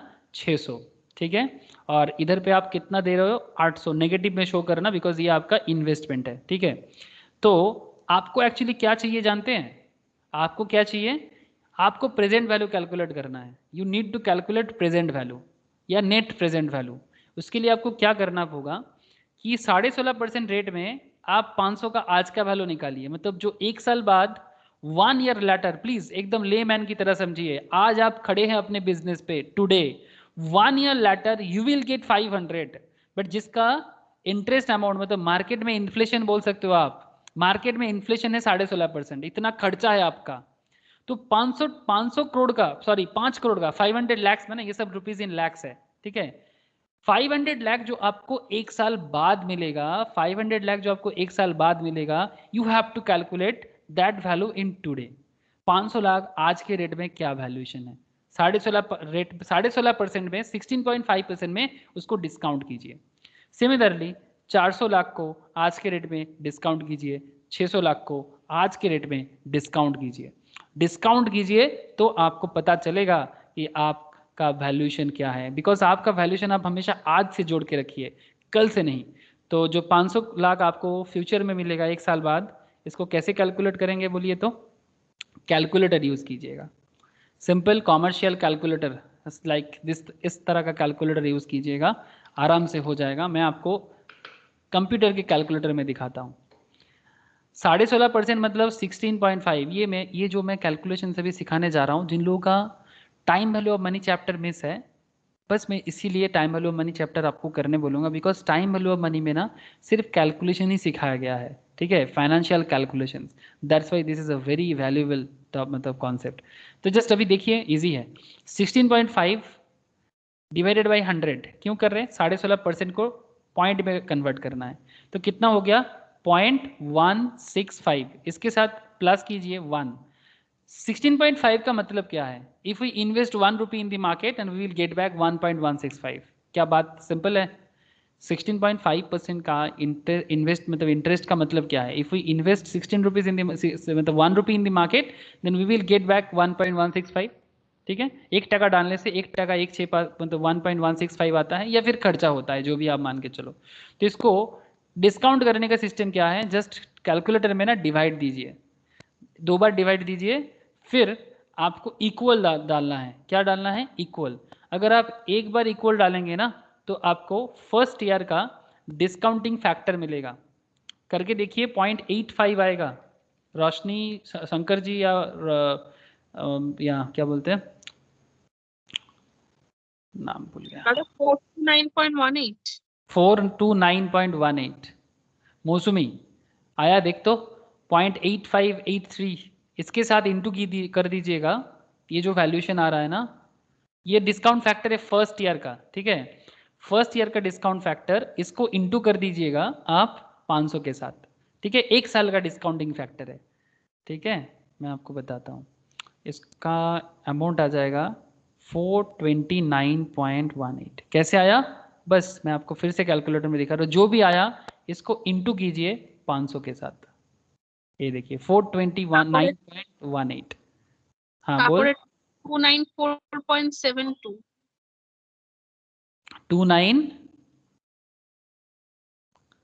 4.72. 294.72. 400 का मतलब 400 का 2 साल का हिसाब से डिस्काउंटिंग फैक्टर मतलब आज का वैल्यू. एंड लास्ट 600 का बता दे. 379.46. 379.47 होगा. 7 होगा शंकर जी. 6 के बाद 7. हाँ ठीक है 4. हाँ. ओके. देखिए मैं फिर से एक बार दिखा रहा हूँ जो लोगों के लिए नया लग रहा है कि ये 400 का कैसे आ गया. बस सिंपल फिर से कर लीजिए, same to same concept use कीजिए. 16.5 डिवाइडेड बाई 100. इजी है, बाद में प्रैक्टिस होते होते समझ में आ जाएगा. प्लस 1.165. कैलकुलेटर में 2 बार डिवाइड दीजिए, 2 बार इक्वल मारिए. फर्स्ट आ गया, सेकेंड ईयर का भी लिख के रख दीजिए. सेकेंड ईयर का हो जाएगा factor. This is the factor.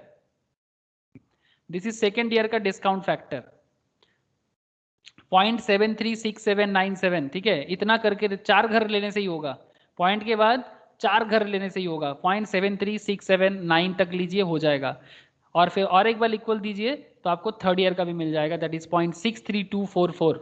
ठीक है, इसके साथ आपको बस इंटू कर देना है जो भी आपका अमाउंट है. जैसे 400 के साथ वो 0.73 जो आ रहा था और 600 के साथ 0.6 जो समथिंग आ रहा था. अब अगर इंटू करेंगे ना आपको ये वैल्यू मिल जाएगा. अगर मैं आपको इसका मतलब बताऊं तो मतलब क्या है, don't worry, time value of money class करने से इसका इतना प्रैक्टिस हो जाएगा ना. जैसे शंकर जी और रोशनी बहुत इजीली बोल दिया, ऐसे इजीली आप भी बोल पाओगे.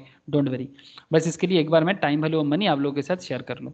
तो 429, 294 पॉइंट एंड 379, इसका मतलब क्या है? हाँ बोल. 1103.36. 1103.36 खत्म नहीं हुआ. This is called present value. This is called present value. मतलब 500 का 1 साल पुराना वैल्यू 16.5% रेट में, मतलब जिस रेट में इन्फ्लेशन हो रहा है उसी रेट में आपको पीछे आना हो रहा है. इसका मतलब ऐसा भी है कि अगर आज आपके पास 429 रुपया 429.18 है तो 1 साल बाद आपको 16.5 रेट में 500 मिलेगा. If you invest, if you have 294.72 today and if you invest in 16.5% rate में मार्केट में तो 400 का वैल्यू आपको इतना मिलेगा. मतलब आज की इतना इन्वेस्ट करना पड़ेगा. सिमिलरली 3 साल बाद 600 लाख पाने के लिए you have to invest today 379.47. Rate क्या है? 16.5%. नाउ आपका इन्वेस्टमेंट कितना था? 800 लाख का. तो just minus this, just minus 800. This is your initial investment. क्या है? आई. This is your initial investment 800 lakh. ठीक है, 800 लाख. अब 1103.36 से 800 लाख को लेस करने के बाद क्या अमाउंट आ रहा है? प्रेजेंट वैल्यू से इनिशियल इन्वेस्टमेंट को लेस कीजिए, कितना आ रहा है? 303.36 लाख. आया ना? ओके. तो ये अमाउंट पॉजिटिव है, पॉजिटिव वैल्यू. तो ये इसको क्या बोलते जानते हैं? This is called NPV, net present value. मैं नेक्स्ट क्लास में एनपीवी का डिटेल्स बताऊंगा आप लोगों को, लेकिन आज आप लोगों को मैं एनपीवी कैलकुलेशंस भी सिखा दिया। इसी तरह से एनपीवी कैलकुलेट होता है, ठीक है। नेट प्रेजेंट वैल्यू, तो नेट प्रेजेंट वैल्यू अगर पॉजिटिव है, पॉजिटिव वैल्यू होने से प्रोजेक्ट एक्सेप्टेड होता है। अगर आपके पास 2 3 4 प्रोजेक्ट है जिसका एनपीवी हायर, वही लिया जाता है, ठीक है। डोंट वरी, मैं नेक्स्ट क्लास में एनपीवी का डिटेल्स बताऊंगा तो आप लोगों को ना और अच्छे से समझ में आ जाएगा। बट इतना तो आपको समझ में आया कि केसी का इंपॉर्टेंस ही क्या है और प्रोजेक्ट का वैल्यूएशन कैसे करना है और वो प्रोजेक्ट लेना चाहिए कि नहीं चाहिए। मतलब जो प्रोजेक्ट मुझे पॉजिटिव कैश फ्लो देगा वो प्रोजेक्ट मुझे लेना चाहिए, तो ये प्रोजेक्ट लेना चाहिए। 303 लाख क्यों, अगर 3 लाख भी होता तो भी ले लेते। पॉजिटिव 1% भी अच्छा है ना मतलब मैं लॉस में नहीं जाऊंगा, लेकिन फिर भी अगर आपके पास 2 3 प्रोजेक्ट है जिसमें ज़्यादा आएगा आप उसको उसमें जाना है। तो एनपीवी एक बहुत अच्छा क्राइटेरिया है प्रोजेक्ट चूज करने के लिए। तो दिस इज अ सिस्टम, कोई भी बिजनेस का प्रोजेक्ट को चूज करने का the very celebrated concept, net present value discuss करेंगे नेक्स्ट क्लास में। NPV, payback period, IRR, ARR, बहुत सारा कॉन्सेप्ट है, एक एक करके बात करेंगे। आज तो बस आपको मैं प्रोजेक्ट समझाया कि कैसे एक प्रोजेक्ट बनना चाहिए और उसका हिसाब कैसे होना चाहिए। ये है कैपिटल बजटिंग का इंट्रो। फिर नेक्स्ट दिन एक एक सिलेक्शन क्राइटेरिया को लेके बात करेंगे। लिख लिया ना आप लोगों ने? हेलो, आप लोगों ने लिख लिया ना? अच्छा, बाकी जिनका time value of money clear नहीं है ना, उनको थोड़ा सा ये क्वेश्चन डाउट होगा, मतलब ये जो कैलकुलेशंस, बट डोंट वरी, सभी का थोड़ा बहुत शुरू शुरू में लगता है कि क्या है, बट ये कुछ नहीं है, ठीक है। बहुत इजीली सॉल्व हो जाएगा, बट उसके लिए थोड़ा टाइम वैल्यू ऑफ मनी आप लोगों को सीखना पड़ेगा। फिर भी अगर कोई डाउट है वेट करो, मैं बता दूंगा। बाकी क्लास तो मेरा ख़त्म है आज, किसी का कोई डाउट है तो आप पूछ सकते हो। शंकर जी क्लियर है ना कैपिटल बजटिंग? हाँ क्लियर है। ओके ठीक है, आगे आगे और डीप डाइव होगा। ठीक है, क्लास खत्म है Shankar ji. Okay, thank you. Okay ठीक है, बाय। बाय। मौसुमी, रोशनी, प्रीतम, ऋषभ, बोलो सर, कोई डाउट समझ में आया कि नहीं? বুঝেছি দাদা। ओके বুঝেছি। ठीक है। प्रियोतमा समझ में आया? बोल प्रीतम। हाँ सर। ओके ठीक है। बस एक चीज़, कैलकुलेशन एरिया जो था वो एरिया और बहुत इम्प्रूव करना होगा, बस उसके लिए मैं टाइम वैल्यू ऑफ मनी का क्लास शेयर करूंगा, जो फाइनेंस का इंट्रोडक्टरी एरिया है। वो करने से आपका ये बाकी कोई भी कैलकुलेशंस, कितना भी बड़ा कैलकुलेशंस आ जाए फाइनेंस में दिक्कत नहीं होगी, ठीक है। हाँ जी।